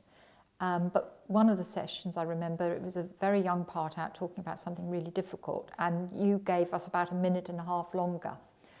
And that was fine, but then the next week a 16-year-old came along and was telling you something really, really difficult, and she didn't get that 1.5 minutes, and that took 2 years before she came back, because she had felt shamed that it wasn't important enough. She shouldn't have been bothering. Can you see how? And I think from your point of view, I can't see how you do the work. But that was. Can you see from her point of view that difference? But so the boundaries was so important. But there was twice. We always left on time. You showed you trusted me. However, you tried to bring us back to being on terra firma, and it didn't always work, but we knew we'd got to leave at whatever set time we knew at the start of the session, and we always left on time, and that was so important to me. But twice, and when I look back, the problem was the whole of the system was in shock, and we still had to leave on time, and that was the only 2 times in a lot of sessions when I perhaps shouldn't have been put out on the street, because that's how it felt. And I totally respect the others, because it was so important, because we'd go out sometimes swinging our shoes, and the 16-year-old, sometimes the 5-year-old would be out with Teddy's clutch, but we would go, we always knew not to drive until we were I was back. That's always been okay. That was my one ground rule. The for thing everybody. that's, going back to how it relates to, is that to begin with, in those times of hardly saying anything, if I did do something like move or say something that wasn't helpful, then the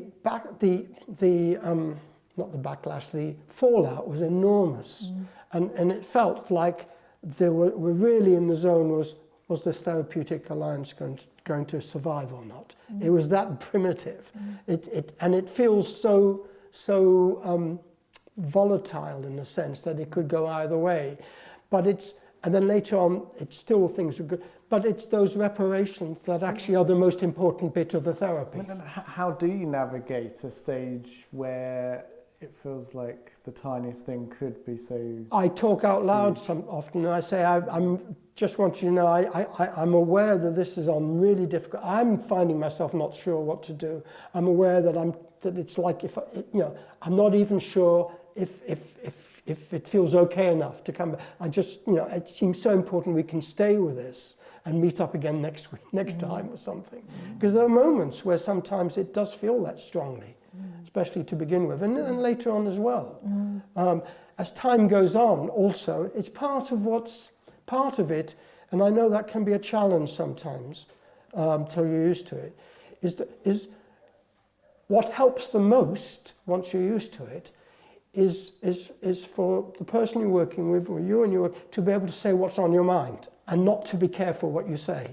To be able to say that was a bloody useless what you did. That may, or who the fuck you, all those sort of things. Absolutely. Even though it's hard on the receiving end, you know at that point that somewhere there's the language, and words don't, words are fine, and there's so much fury and rage, but at that moment there's a connection. So the safety of the relationship. The safety of the relationship. Allows that's right. more to come out. That's right. Because it's that ability to be free to say which has been blocked off. That curiosity and everything else gets blocked off early on. But I think then, moving on from that containment, which was so important, to then your humanity and kindness in the room, because little ones would come out and chat away, and Remy was so good at helping them understand that he wanted to find out what they liked doing, because when they did their trauma work, they needed to skill themselves up with their stabilising skills, because me as the outside part, we're all here today, so me is we're here as a whole, but when it was very separate, what I did to stabilise myself didn't have any effect on them. So until we understood that, towards the end of the session, Remy would say, right, we've got so many minutes to go, and I would come to the fore again, and they'd go back in, but with their trauma work wide open. So they needed that containment of stabilisation before I then came back to the body.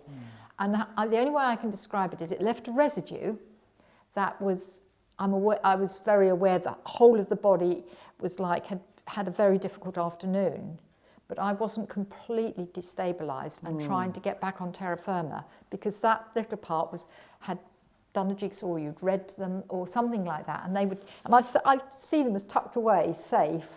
But like when you've had a big shock, you can talk it through, but you still feel a bit wobbly, don't you, for a while after. And that's how it was after a session. So it wasn't, how could my skills that I needed to get me back on terra firma didn't work for a 3-year-old. So they were left wide open, and the next session, then they'd be there in this very traumatised state. So I think that was a very big change for both of us, wasn't it? And you got me sand tray, you did so many things, and it was that week in, week, mind you, I tell you one thing. Here we go. He had a teddy that we kept there, and it was always sitting on my chair. And I as the adult knew it didn't always sit there while I wasn't there, but little ones did. And he got it out, he forgot to put it out one day, and he got it out of a bloody drawer. I was crying with laughter because I knew but his look of horror on his face, knowing he'd got to extract this teddy from a drawer. But by then we got enough trust and respect and knew, and it was all right. Early on, that would probably have finished us.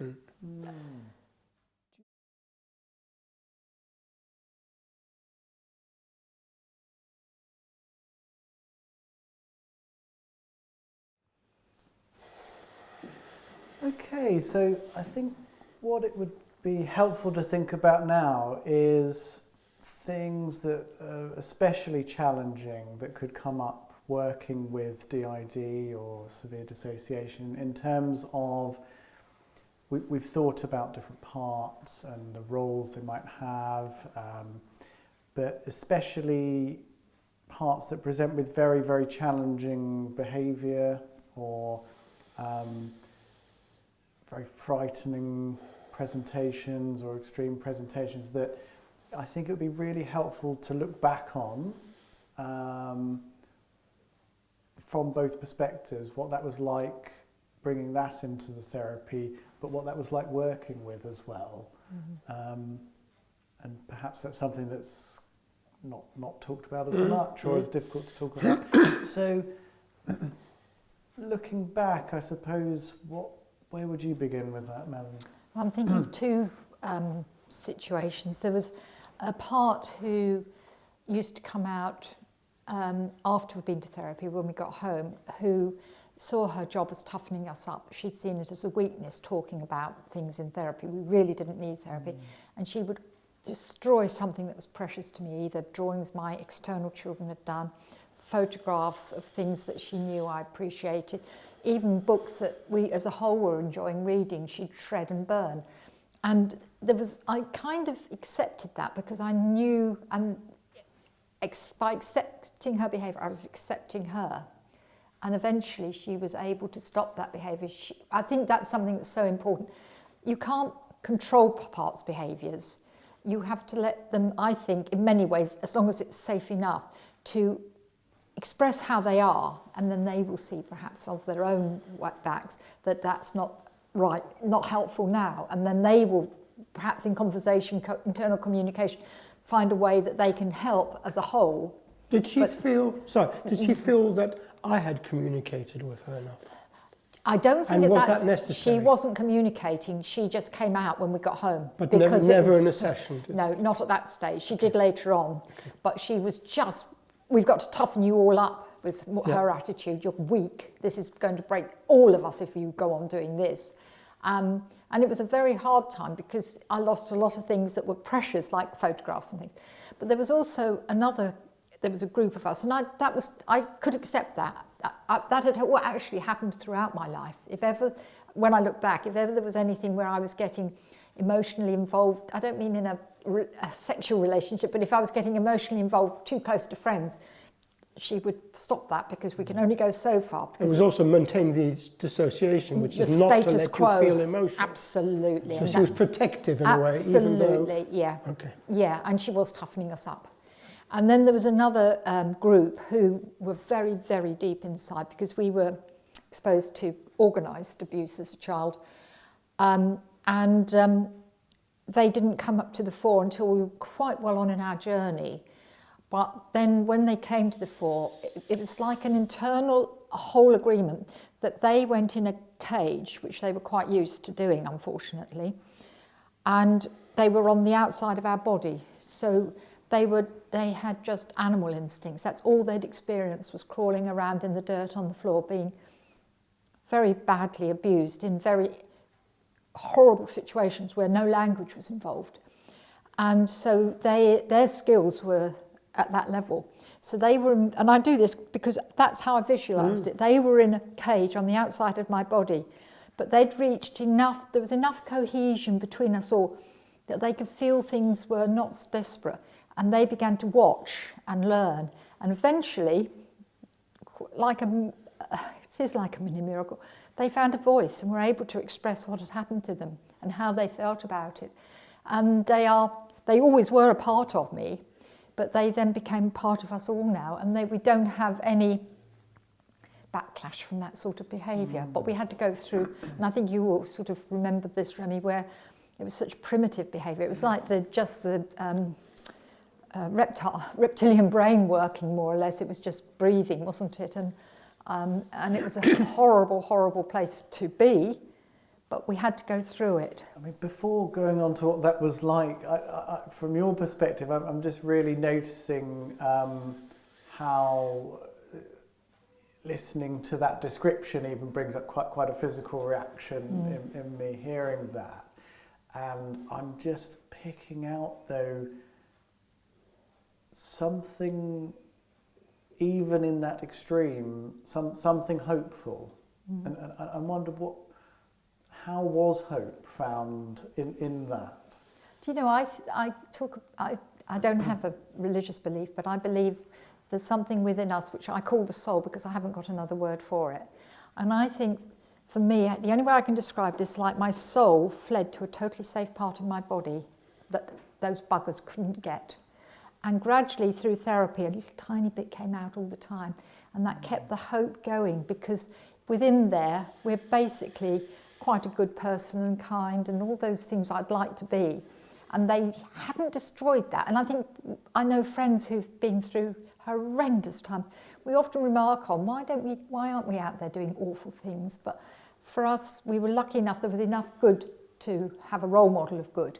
But they don't get that tiny kernel in there, they didn't get, and it gradually came out. And so it sounds like there's something in the process of survival which keeps locked away that sort of kernel of goodness. The realness. I think that's the amazing thing about dissociation, is that not only is it protecting you from trauma that wouldn't have been possible, but actually it's like storing for the future, like archaeologists sometimes find grains, and you put the right environment and they start growing.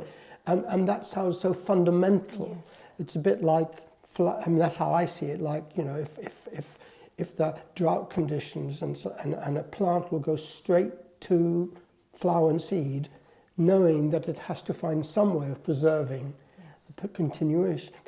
And that means that that's there, ready to be harnessed in a sense, when if possible, if the environment is right. Yes. And I think it's interesting how people could go down many different paths, whether that's spiritual or religious or whatever meaning they ascribe to it. But there is something so fundamental there about, for me, listening, which gives me hope as a clinician, would be something about almost kind of no matter what the odds, there is something where kind of kindness and goodness will will overcome. I think so. Yeah, I do. But that is only because I got good help. I'm not sure. Well, I wouldn't be here today if I hadn't have had the help I had, because I would not have made it through. So I think it's there, but you need somebody alongside you, outside family. Family has played an enormous role, absolutely enormous. But that person that you can do this journey to not offload everything, because as we discussed earlier, you don't need, but to process enough so that your brain and your whole of you is freed up to get on with living and thriving, not existing. But if we use the seed analogy, a seed is a potential. Absolutely. And if it has the right conditions, the potential is there, is what I'm hearing. Absolutely. Yeah. At the same time, I think there are situations where the circumstances aren't right, and that the not knowing about it, not even knowing you've got dissociation, is a survival protection. Yes. Because as soon as you start opening up, you've got chance to then give up, in a sense, if the environment isn't right. So it's also about not, even if you know that someone might clearly be DID or dissociate, be very careful about trying to see is it the right time, because for whatever reason it may not be. So it's not about saying it's not necessarily about saying now we know what it is, we must have the therapy, or the person must have it. It's making sure that they can have the chance to explore, like pre-therapy, to see is this the right time or not. So neither ignoring it nor saying this is prescriptive. Yes. And I believe I've heard some of your colleagues talk about doing the SCID-D test with people, and maybe you can explain a little bit what that is in a minute. But doing that has been enough for them to get a much better, it's done over several sessions, so they get a much better understanding of their whole system. And they say, right, I don't want to do any more now, that's enough. And it's given them, they've got back on terra firma, they've got some understanding of the whole of them, and maybe come back later on. But I think you're so right. But no, I'm just wondering, going back to, you said something about the those parts and your experience of those parts coming out. I just wondered from the other sort of perspective what it's like working with that. Well, I mean, that experience for me was much easier in a sense than some of the experiences which can happen with those internal parts, protective, internalized, abusive parts. So it's important, right, emphasising that sort of protector. So it starts by an element of protection or such, and protection of the self, going to that level of such primitive return to a very primitive form, like you say, they can't speak, and like an animal, is the safety is in the enclosure, the cage you mentioned, as long as it's not something that some people will say, if they've got a difficult part, the therapist will say, let's lock them away. That doesn't work, that's the opposite. I mean, it's a discussion and communication, but that's one example. The other one that can also be very difficult for therapists is when you've got someone, it could be right at the beginning, or it could be when the trust starts beginning to come out, and you've got a protective, all protective ultimately, but it may actually feel for the person that they've actually got their abuser inside, that it's them that is there, and who comes out and swears and attacks you as though it's you that are the problem, you the therapist. And so that is one of the most difficult things for a therapist to deal with till they get used to it. Well, I can imagine, and drawing on my own experience clinically, that can feel extremely real. That convinces the therapist. It is very real, and how I've dealt with is first of all that that the only thing that I feel is very important, that I shouldn't be hurt. I just say it. I'm sure you know it, but just to reiterate, I mustn't be hurt, nor should the body be hurt, and nor should property be hurt. And I'm sure you know, I'm sure you know that, and having said that, I never have had that problem. But then there is such an internal rage from a lot of things, from the start and what's happened afterwards, that even though it's directed at us, it's a bit like how we take in some of the stuff that unless we're good dissociate, we don't know we can't deal with.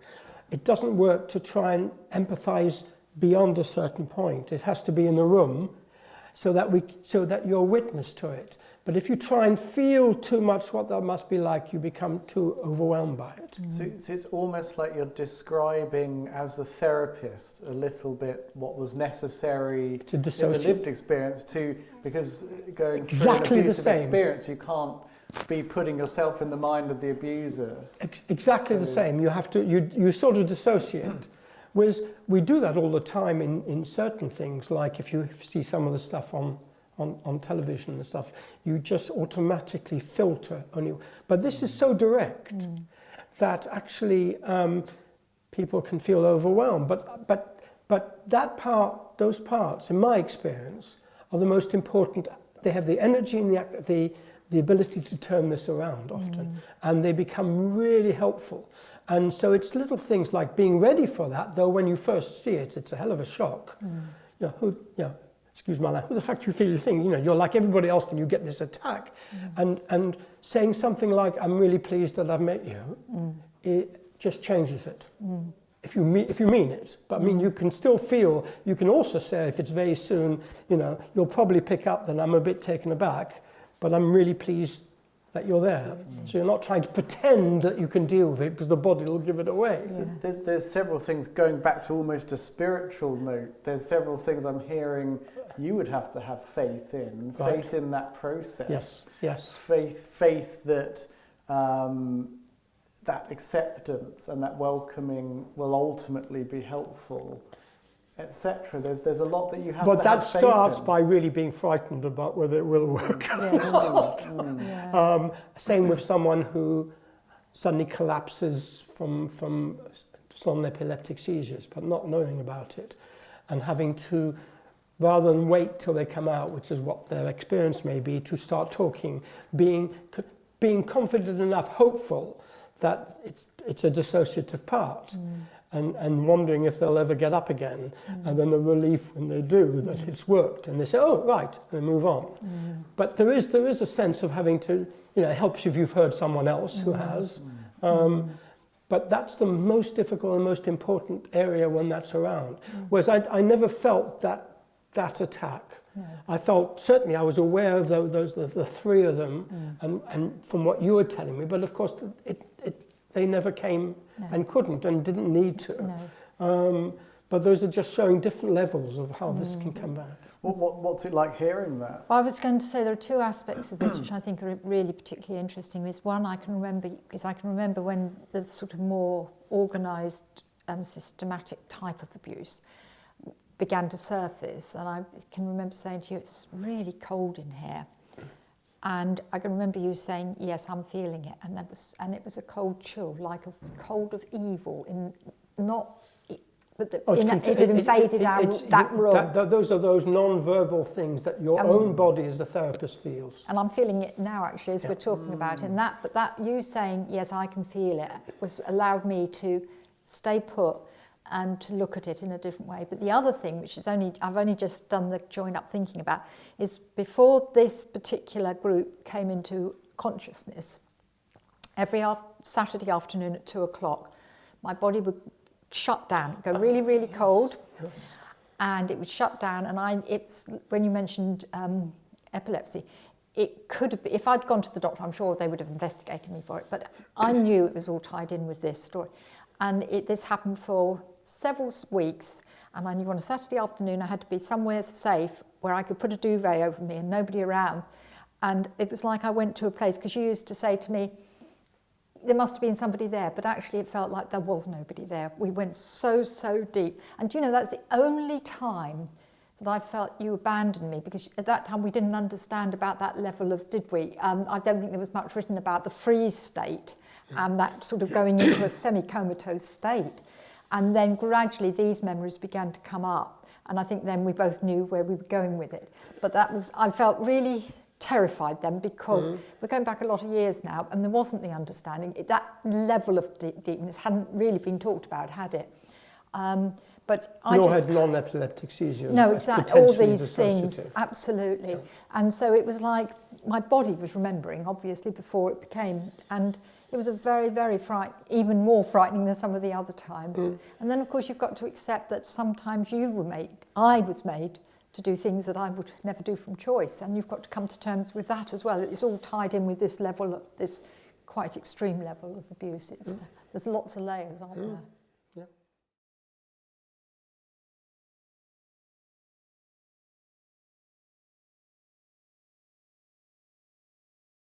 Well, I think that probably leads us on to the question that was in my mind a little earlier, which is we've talked about lots of different aspects now, and what does progress look like in therapy of this nature? Oh, good. That's a big question, isn't it? I described, and we all drew time after time after time, like a nuclear fallout wasteland. That's where we were living in. And it was barren.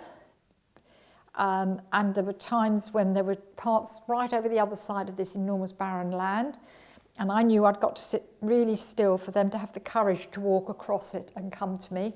And we spent years just doing literally that within a safe environment of acceptance.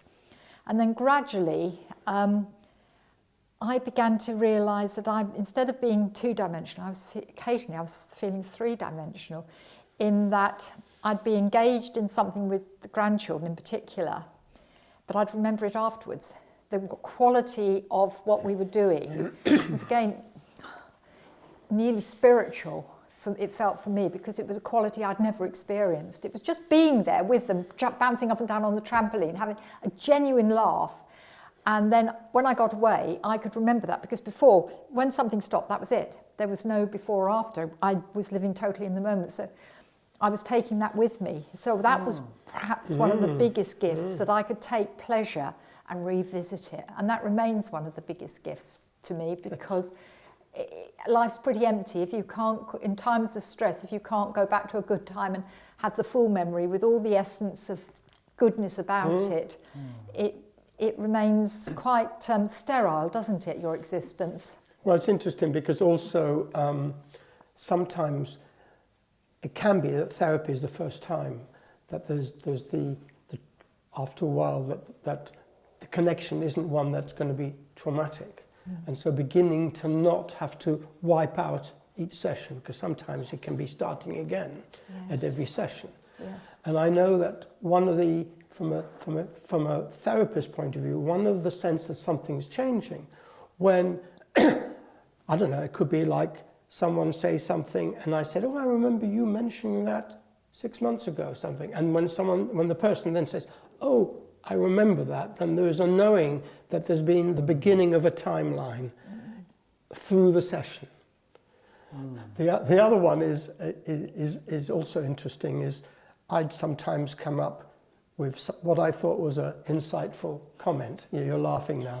and either, the answer is, I don't know what the hell you're talking about, or no nonsense, no answer. And then I feel like, later on, I don't know how often that happened, but you'd come back. Oh, absolutely. Okay, and you'd say, I've just been thinking about it, and then say what I'd said. And the tendency is to say, hold on, that was my idea. But what you don't, but what you know is it's gone in, been internalized, digested, and if it's made sense, has come out again. That's a sign of something being, like children do in a good enough environment. You take in and then you start, because you can't help but take things in, good or bad, and you start then finding some of them you find you relate to. That was a sign. And I think one of the big things with me was, I can remember not too early on, because it would have been disastrous, but you used to say, I hold all of you, metaphorically, I hold you all. And I used to say to him, oh, rubbish, stop that sort of talk. I can't stand it when people talk like that. And gradually... What was so intolerable about that? We've got to connect with emotions, haven't it? And I wasn't going to do that, was I? I was still on survival mode. And gradually, it wasn't accepting, because I had also, to be fair to all of us, we couldn't relate to what he was saying. We were so fragmented. One would be over here doing something, one would be there doing something, with the three sitting out here, and, so how could that be all one? But over time, and I can remember thinking, oh, that's what he meant. Like when I was swimming with the fish and the turtle, it was that moment. I could feel how much more whole we were if we could, some of these barriers could come down, and we could, how much more enjoyment we could all have at all time if we didn't have to be so defensive as well.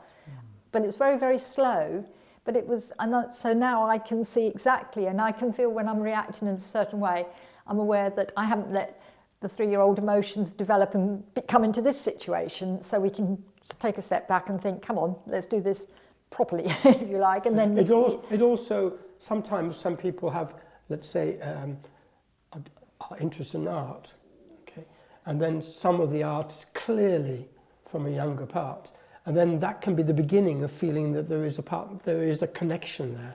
That's a really powerful thing when there's something creative that is shared by more than one, a bit like a parent sharing it with. Well, I was going to say, actually, because you used what sounded like a metaphor, a very powerful metaphor of the nuclear fallout and the wasteland. Did you also mean that you worked creatively with it? Did you draw that as well? I'm waiting for the part who can speak a foreign language and the part who's really good at art to come out. I think on the musician who can play the piano. I'd given up. No, but we did do a lot of drawing. And writing. We didn't do the writing to the inner child, but because that was so disastrous, when we did it as a controlled thing, proper journaling, where we talk about between us what we'd enjoyed and things like that. So we shared so much, and it was so important. But I can... That's really helpful, that homework thing, where you can communicate things. Yeah. That's about doing things outside the therapy as well. Journaling? Journaling. Yeah, but contained. Yeah, contained. To talk about what you like doing together, not about your trauma. No. But... oh God, it's but how do you do that? How do you write about the things you like doing together when perhaps parts want to share the trauma, but they don't express the feeling associated with it? Because I imagine there's a great pressure to talk about things or to write about things, but the fallout could be elsewhere. I think that's where the first 7 years we did it and we blew ourselves apart. Then we had the 4 years of stabilising, and then there was a structure in there. There was an unspoken structure that allowed it, and it wasn't that we would stop a part doing it, but there was kind of an unspoken understanding that it wasn't actually that helpful. So that level of understanding or communication was there? Enormous in the end, but it took a lot of working, and there were many. You take two steps forward and one back every other session. It's enormous, but yeah, definitely. And it doesn't. There's no prescriptive way of doing it. You suddenly find something's changed, and these parts were perhaps writing a little bit about something, but then they would also include other things in it. So it became a more whole look at a situation. Can I ask a very direct question about what would you say to someone who says progress might be to dissociate less? What would that mean to you? For me, I don't know, if I'm really honest. I don't know, because I think it's such a personal thing to each person. Some people don't want their parts to come anywhere near each other. They want to live this, what I would view as a chaotic life, but it's right for them at that time. So I think. But that doesn't mean they don't communicate, does it? No, but some people don't want that even, do they? Because there used to be the sense that the only solution was to integrate. Yes. And there's still some people who think that has to happen, completely into one. Yes. For a start, none of us do, but also it's not it depends it's back to everybody's going to be different. Absolutely. In what they want, and to try to understand what's needed. So could you take some of those ideas a bit further as to what you, perhaps using the work that you did together, but any other thoughts around how you see progress, perhaps things we haven't talked about?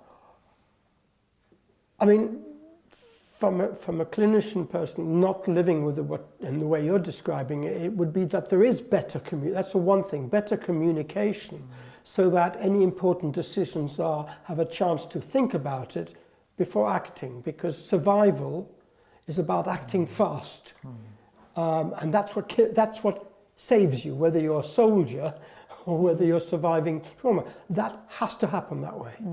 But then it's about learning to know that it's not always that it's possible, and that depends on how that develops, to be able to still make a decision, whether you're the outside, the adult, whoever, but to actually, you don't, if you're a parent and has to move a job, okay, you don't not move the job because, your child says, I don't want you to move, because your survival as a family depends. But you listen and you find out ways of how to make that easier. Okay, so it starts with communication in a way that the child would understand. So it's a discussion with obviously different responsibilities.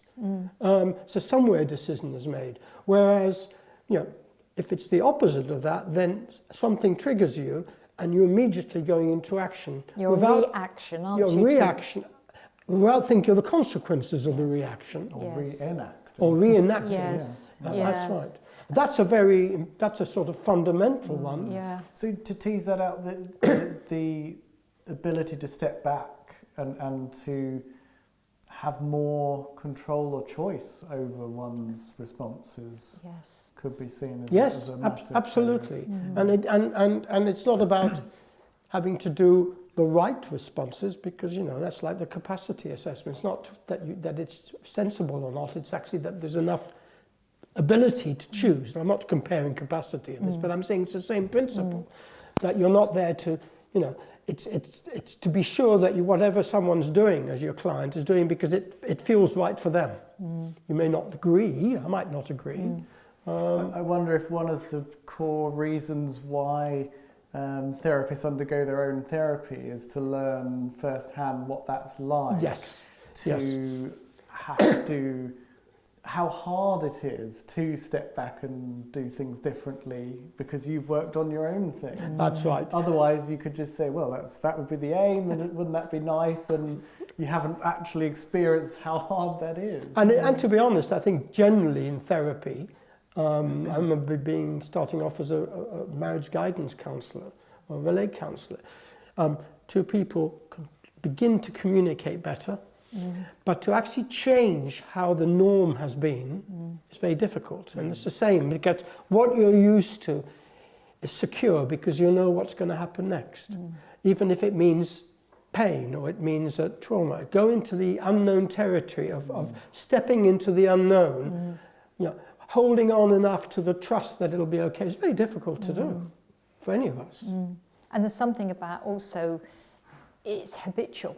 If you've got, you know, you've had dissociation has saved you as a child, but then you've had some good years, but you've still got the habit of dissociating. So one part will see danger ahead and there'll be an internal switch. It might not come full out with that, but we were always trying to work out what path we were on because they'd see that.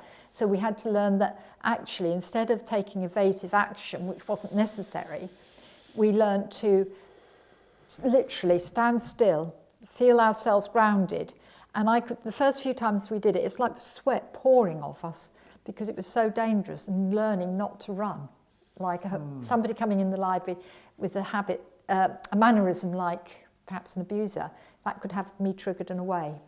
We had to learn that that was just somebody in the present with a mannerism similar to an abuser, but actually we weren't in danger. And I had to learn to hold the body still so that everybody could see it wasn't dangerous. And to start with, you literally, it just drained you totally. I'm thinking of exposure, how that is in a way exposure. It was. But so vividly described. It is. Yeah, but also there was, it's completely gone. I know we can cut this bit, but it's just completely gone, sorry. That's okay. No, it's not. It was important. I can't remember. Well, we were just talking about how there were times that you had to sort of stay still, let the sweat pour off you, and almost relearn, because it's felt so threatening, sort of relearn that is okay. So exposure.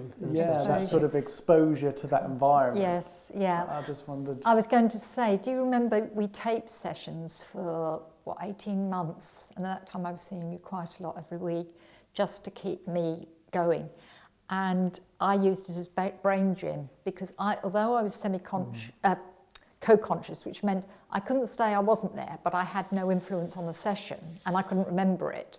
It was so important that I could begin to remember what had happened. So we used to tape every session, and then in between sessions I would listen to it 3 or 4 times, and I used it like brain gym, like trying to stay present and know that that voice was so-and-so talking in my body, a little part, but it's our body. I am actually there as well, and that worked. And it took a long, There's long a place while. for that, isn't there? Sometimes I'm not really saying is. for everybody, but, no, it really at some worked stage for me. it can be really helpful. Yeah. So if the person wants, and of course, that's yeah. Consent and everything is done properly. Do you remember what that was like, watching back sessions? I didn't watch. No, Remy did suggest we videoed it, and I said no, that's one step too far. Yeah. And it was pre-mobiles and all that jazz. So it was cassettes. Yeah. I've got boxes of them. But what was that like, listening back? It was so hard. But the biggest thing I learned from listening was how we had different reactions to things, and how a part would come out and absolutely tear you off a shred because they reacted, because of their history, they reacted to something that would happen in a session, which was so off this scale. And I'd go home thinking, what on earth was all that about? But then I could listen in and I could feel her reaction was how her reaction would be because of what had happened to her, but it wasn't my reaction. And I could hear that discrepancy because you perhaps feed back to me about it, and I couldn't connect with it. And I was thinking, that's rubbish. But we, 3 or 4 parts would hear the same sentence in different ways because of their own individual history. So you were getting, and that was quite hard to hold on to that, but being able to play that back and listen to the different reactions, I could understand how some of these misunderstandings came up. Absolutely. I'm not even sure if this question will make sense, but sort of if you fast forward to having done a lot of therapy, what would that look like? In the example you just gave, rather than listening back to a session that you either didn't remember or had some vague awareness of and thinking, gosh, why did I respond like that? Yes. What would happen later on? Because we've talked about the difference in communication, being able to step back. What, as an example, can you describe what that would look like instead? I can't think of a set example, but now, because we won't have the defences, we won't have seen it as danger ahead, the red lights won't have gone on, I can ruminate over it, I can think it through with all of us present, whereas before, as you so rightly said, something triggers your reaction, so you're reacting against it, and you're not able to think. Because if I'd been able to think, that would have been so dangerous. So I never did think right through until, but now I can stop myself most of the time. I'm human, I react sometimes and think, I wish I hadn't, done that, like everybody does. But most of the time I can just sort of pause, think it through, and then perhaps respond more appropriately in the moment of what's now. Sort of noticing that perhaps an urge for a reaction is coming up. Is that what we're saying? Yeah, and the overreaction to some of the things I apart would accuse you of doing. When I heard it back, I would be cringing. I can remember sitting up on the bed in the room I was doing, cringing at how we'd reacted to it as a whole, because it wasn't what you'd said. But at the same time, I'm hearing you say that you could begin to understand where that part was coming from. And why. And that made a big difference. Because a lot of it, I mean, it's what's going through my mind is that, in a way, how I see it is the trauma that's held by those parts, okay, is also the essence of who you are, because it carries, behind the trauma is, because it carries the who you are. So how difficult for any of us, and it is difficult, to take ownership of that, because then it becomes taking ownership of your own history, which is ownership of the trauma.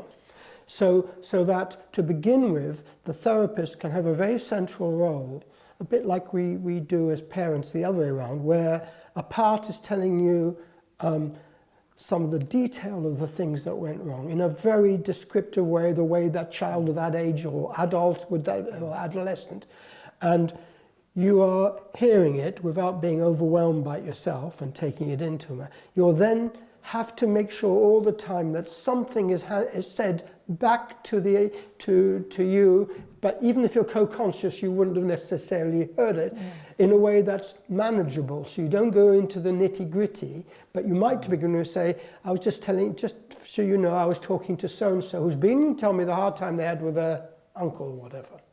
So you're very slowly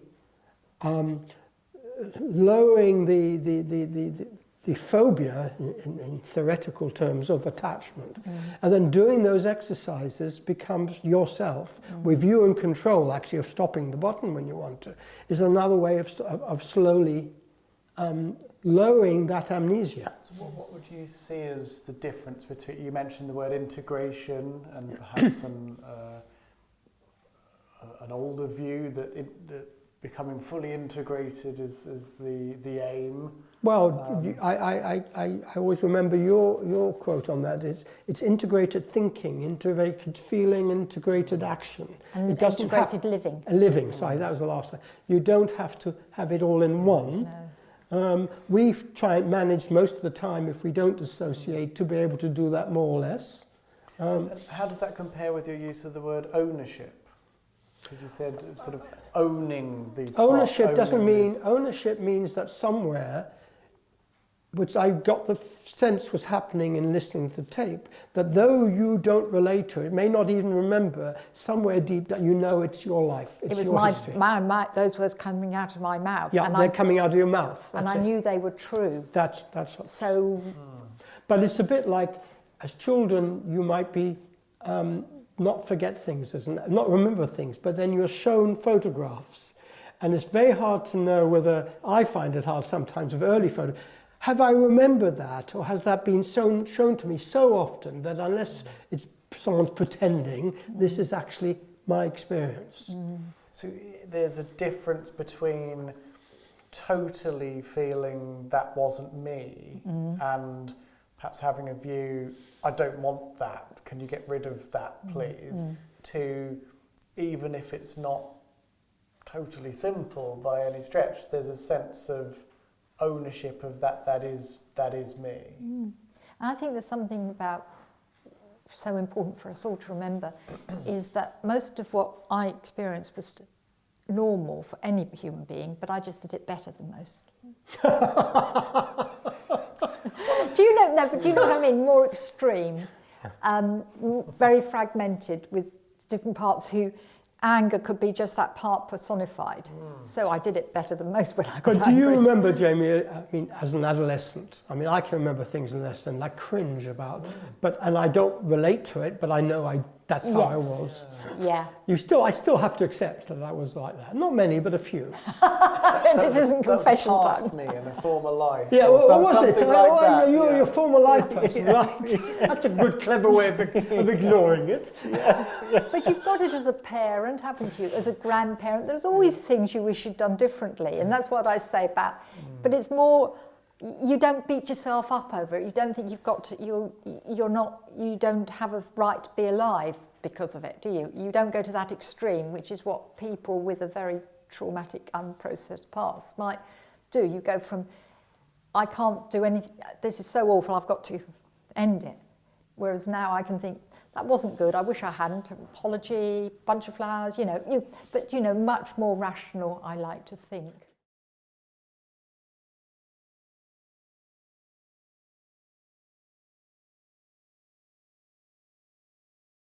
I think that really segues into what's good enough.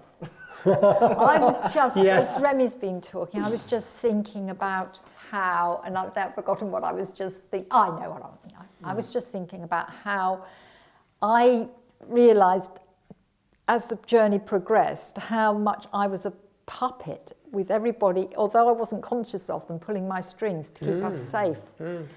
And I then had to learn to be proactive. I would be waiting around to what should I do next? And I didn't get the message coming through, you need to go and do this, or we need to do that, And so I actually had to become proactive in my daily living because I wasn't being managed. We were all doing it together. That's interesting. And I found that really hard, and I was exhausted. It's a much better place to be, but don't for any 1 minute think it's easy to start with, because it's totally alien. Yeah. It's totally alien. And it's physically exhausting. Exhausting, but also, if I'd been proactive before, there'd be parts who came out and put us down or did something a bit silly because we were entering danger, whereas now we weren't entering danger. So I had to get the confidence and the trust that I could make a decision and wouldn't have to stop and look around. It was okay, and we could keep it, so we kept the momentum going. And it's been brilliant, but it was so hard to start with. That's such a helpful way of describing it. It's almost like if you were thinking about feeling like a puppet. Literally, with my strings being pulled out there somewhere without me knowing it. Or I was thinking of a way of describing if you're no longer on autopilot, you have to learn how to drive. Absolutely, and that's a very, right. very good. You have to. We had created the life we wanted, but now we've got to get on and live it. No, that's a good analogy. And that was, but also I think something we've talked about, which we do just need to bring up at the end, is life gets in the way as well throughout the journey for both of us. We had enormous things we had to cope with. And should we think about that from both perspectives? I'm glad you brought that up. So the sense that as therapy progressed, rather than it being about this special place that was very different from the outside world and life, actually how life for both of you came into the therapy. So absolutely. What was on your mind? Well, I got quite a lot older during therapy. Whereas I stayed the same age. He needs therapy. my husband had cancer during the therapy, and he had the op, and he was fine, then it returned. And I always remember it because we were making a training film, which we were both involved in, and I was meant to be the voice, and I was asked at the end, what are you hoping for the future? And I knew my husband at that moment in time literally was having radiotherapy. And it was hard for me to say I was meant to be positive, and I was. But, you know, there was this conflict that both were real. I was very positive about the future, but I hadn't got a clue what it might be. So, you know, and I think that was a really good moment for me in a funny sort of way to say, life isn't perfect. You're forever juggling all these sometimes enormous things, sometimes much smaller, but they feel enormous in the moment. And that's reality. And I think we talked about it quite a bit in therapy, but mostly we were wanting, it was a conscious decision to process a lot of the unprocessed stuff, because that was what was really causing me the biggest fallout still, because we were still getting triggers. And I was actually coping with the other stuff at the time. But looking back, they were pretty enormous things. But because of the dissociation, I think this is where we've touched on, dissociation comes in useful. I could leave that at the door. Not because I wasn't worrying about it, but I wanted to do the work we were actually focused in on, and it was important we did. So could you say something more there about what changed in your mindset as life kind of not got in the way, but kind of became even more relevant to the therapy? You had the issues with your husband and everything that was happening. So, you know, life is never stands still and is never perfect, and things happen. So how did that change your mindset? I think right at the start I was so dissociated.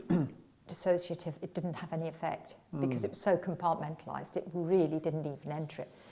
Then as we became to be able to be more whole, you felt overwhelmed by everything. So it was important that the natural dissociation came to my rescue, and, some of the natural everyday things were left at the door because this needed to. And then it became much more whole, and I would be able to say, okay, today I really can't do any work on anything too much, but I need this connection. And between us, we'd find a way that we used the time well, but we didn't look at anything too deep and meaningful. But it was choice. It was choice. It wasn't also a reaction. Make sure, I mean, it reminds me what we haven't said, that therapy all through the thing needs to be not just problems, but also times just to be there reading, if it's a younger part, doing something, because that's not known about. Otherwise, the therapy is all seen as, because of something being a problem. And I think you need to balance that up. Absolutely. So that becomes more so, you're more aware of these things. So rather than therapy being to make everything perfect, so that life will be... Like Freud used to think that. Yeah, that actually it's being more connected and able to feel life's ups and downs and setbacks. Well, that's a really important point, because in a way you were faced with having to do that as well as you were at the right place because of what was happening to your husband. But I think very often it's very difficult, because someone who's coming to therapy with that sort of experience and the experience that, like you've had, there is a sense that the only solution is to be perfect if you're not going to be right down, and that we must be perfect because here we are as therapists, and to bring in the notion that there are going to be things in life which are all we have to deal with, which are crisis ones in our lives, but that it's manageable. It's quite difficult. It's an enormous very task. difficult, hard thing to bring in. Yeah, and I felt there were times in that middle bit of therapy when I felt resentful of ordinary life getting in the way, because I got this chance to work with a therapist who knew what he was doing. I was making progress, and then this would go wrong. And there was a point when I actually wanted to move out of the family home and have my own little house for a couple of years so we could really get the work done. Luckily, I couldn't afford it, because actually integrating and living together meant we stayed together. But at the time, it just felt so impossible. I was managing family, external and internal, both in chaos because of so much going on, because it wasn't easy, and it was so hard. It's interesting, because in a sense, thinking about how things finished with us, there were things happening that seemed to be, in analytical terms, they would talk about as the lowering of the transference in a sense, but it wasn't that as such. But it was certainly things that reminded both of us of the reality of things that can go wrong. One was what you described. The other one happened to me, I don't know if you'll remember this, when in a session, suddenly I got very ill. Of course I remember. Of course you remember. And I started sweating. I didn't know what was going on. And you had to take control of the situation. I did. And ring up the 999. And it turned out to be food poisoning, but it just hit me.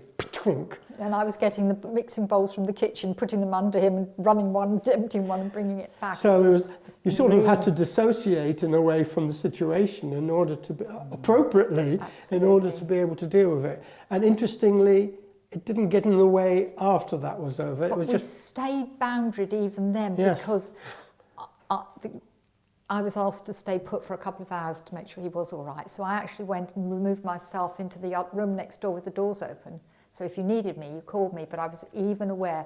Once the absolute crisis because there's no one else around anyhow. No. Keeping those boundaries, because I knew for future work, I needed those to maintain. And we'd overstepped every boundary, because I wasn't, obviously. But do I remember it? There aren't many people who have that. Well, maybe that takes us into, because you mentioned ending, and I wonder about, so we thought about perfect versus actually something else, and what a sense of what is good enough, and what is good enough in terms of ending the therapy, and from different perspectives. I got to my mid-60s and I felt I'd gone as far as I could, and I just wanted to get on and live my life. And circumstances had happened, both of us had got major life things going on, and it just felt I hadn't got the energy to deal with your situation and my situation and do therapy. And it was right, and I didn't achieve perhaps the level of emotional connection I perhaps might, but it's gone on. It's like once you start that process, it goes on happening without necessarily having a direct therapeutic relationship. So I made that conscious decision. This is good enough for me. I'm not saying this would be the right place for anybody else, but for me, at this moment in time, I want to get out there and enjoy myself, but just get on and live. It's not about enjoying, it's about living. And I tasted living within the safe therapeutic relationship. And did that look like how you imagined it would look like? Oh no, nothing like, because I didn't have a picture, but I wanted to go off and be able to go bodyboarding with the grandchildren this year, well in my 70s, and enjoy it and sod the rest, and I did, and that's living. Still a lot of troubles going on. My husband and I have got major things to face in both our lives in the coming years, but I'm living still. And right from early on, I think the biggest changing moment was when I decided, instead of everybody pointing out what I used to do, was saying to people, actually today I did as well as I could, and it's about what I could do throughout. I think that was very powerful through my journey with you, wasn't it? It was about what I could do, not all those things that suddenly I couldn't do, because I gave up all the peripheral things to focus in on being there as a mum for my kids and therapy, and that was my priority. And did that naturally involve a process or an acceptance of what wasn't possible? I think it was an acceptance of suddenly realising I wasn't superhuman when I could stand back and look what the old Melanie was doing in a day. But I wasn't bothered by emotions, was I? Whereas doing this work, emotions were coming in, and they're very tiring, aren't they? So it's that sort of payoff, or that balance between, whilst that isn't possible, I actually have this, and that gives me something instead. It has a quality of living. As I say, it's three-dimensional, not two-dimensional, and it far outweighed, although it was so painful at times, and I lost a lot of family and all sorts of things, but it was still the right. I always knew I was going the right way for us. And there was that tiny bit of me, even though when things might appear to be going really wrong, and it felt helpless and hopeless, there was something about, I know I'm on the right route for me, and held on to that. And it was. And how about you, Remy? It was difficult for me because not because of how the therapy went, but because circumstances were happening. My wife who was terminally ill, and partly carrying on working felt important, but also it was very hard to know. Obviously, you had to do what was right for you, but not sure how much that was to do, which it was, but having to see that it actually was to do with partly not being available the way I usually was. That made it more problematic for me. It didn't last that eventually, but it certainly made it partly guilt feeling about it, I guess, if I'm honest about it. That's really, thank you for that, because it was, how do you discuss something like that when you know somebody you've become known well over many years and become not only eternally grateful but very fond of, and knowing they're going through sheer hell themselves? How do you sit in therapy and have a good old moan about something? And that became, but it meant that it made me take stock of where I really was, and actually probably gave me the kick up the backside I needed as well. Yep. Yeah, and who's to say where we might have got to without that? Who's to know? And we ended up, as far as I'm concerned, what we're doing now is like the rounding off, perhaps at the ending we never quite had. Have we gone through from envy all the way through to gratitude? Yes. What a nice way of putting it. But let's end on that. While you're actually doing therapy, I still don't have the words to tell you the pain, the emotional pain that we as a whole went throughout the journey. And I don't think that I still don't have the way of describing how hard it was, even though you know it's right. It's the unbelievable, and I think unless you've been through it, I've got no other analogy that I can put it to having to do that journey.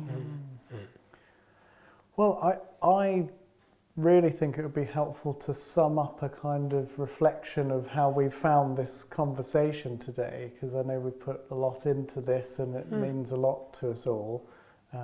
So would you like to start? I thought you were going to start. I did. I was waiting for you to summarise it. If you'd like me to. I mean, I suppose it's been fascinating to. It's just so much of a coming together. It feels really pleasing to have such a rare opportunity where we have such a, I know in my busy days, just to have a day off where we're actually having a long conversation to think of something is to a get luxury. But to just learn so much from both of you and this setup where it's been possible to ask the questions I've wanted to ask, hear you both ask questions of each other, and there's been so much coming together and meeting in the middle and just making a shared sense. You see it one way, you see it another way, I take another perspective, but there is so much overlap and there's so much common ground, and I think actually the most profound thing I'll take away is hope. So I think a real deep sense of hopefulness that if we can find so much common ground here, and there is, despite all of those challenges, so much hope coming out of this journey that you've described, that fills me with a lot of hope and confidence, because I think the nature of this sort of work and this sort of stuff is so lacking in hope and can be so bleak, can be so painful from your experience, can be so relentless that whether it's just finding that hope and holding on to it, that's what I'll take away. And I think hope is the thing I always had, that things could be different. I didn't have a clue how, because it was unknown, but that was what I always have hung on to, and I still do now, even though it's bleak in some ways. There's always something you can do about something. But for me today has been a total gift to be able to bring together what I've learned personally and what all my work with the first person plural. And I'd like to just mention Catherine, my very good friend here. It's going to make me cry, that is. I've been all right up until now. But, and the work we've done behind the scenes to try and get people to just understand that the reality of this and stick with the reality, not try and find quick fixes and things, and not just to believe us.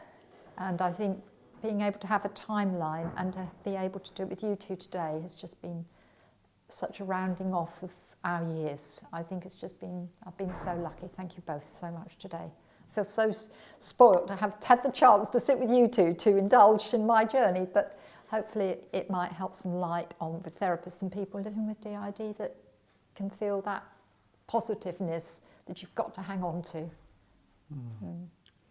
And on that note...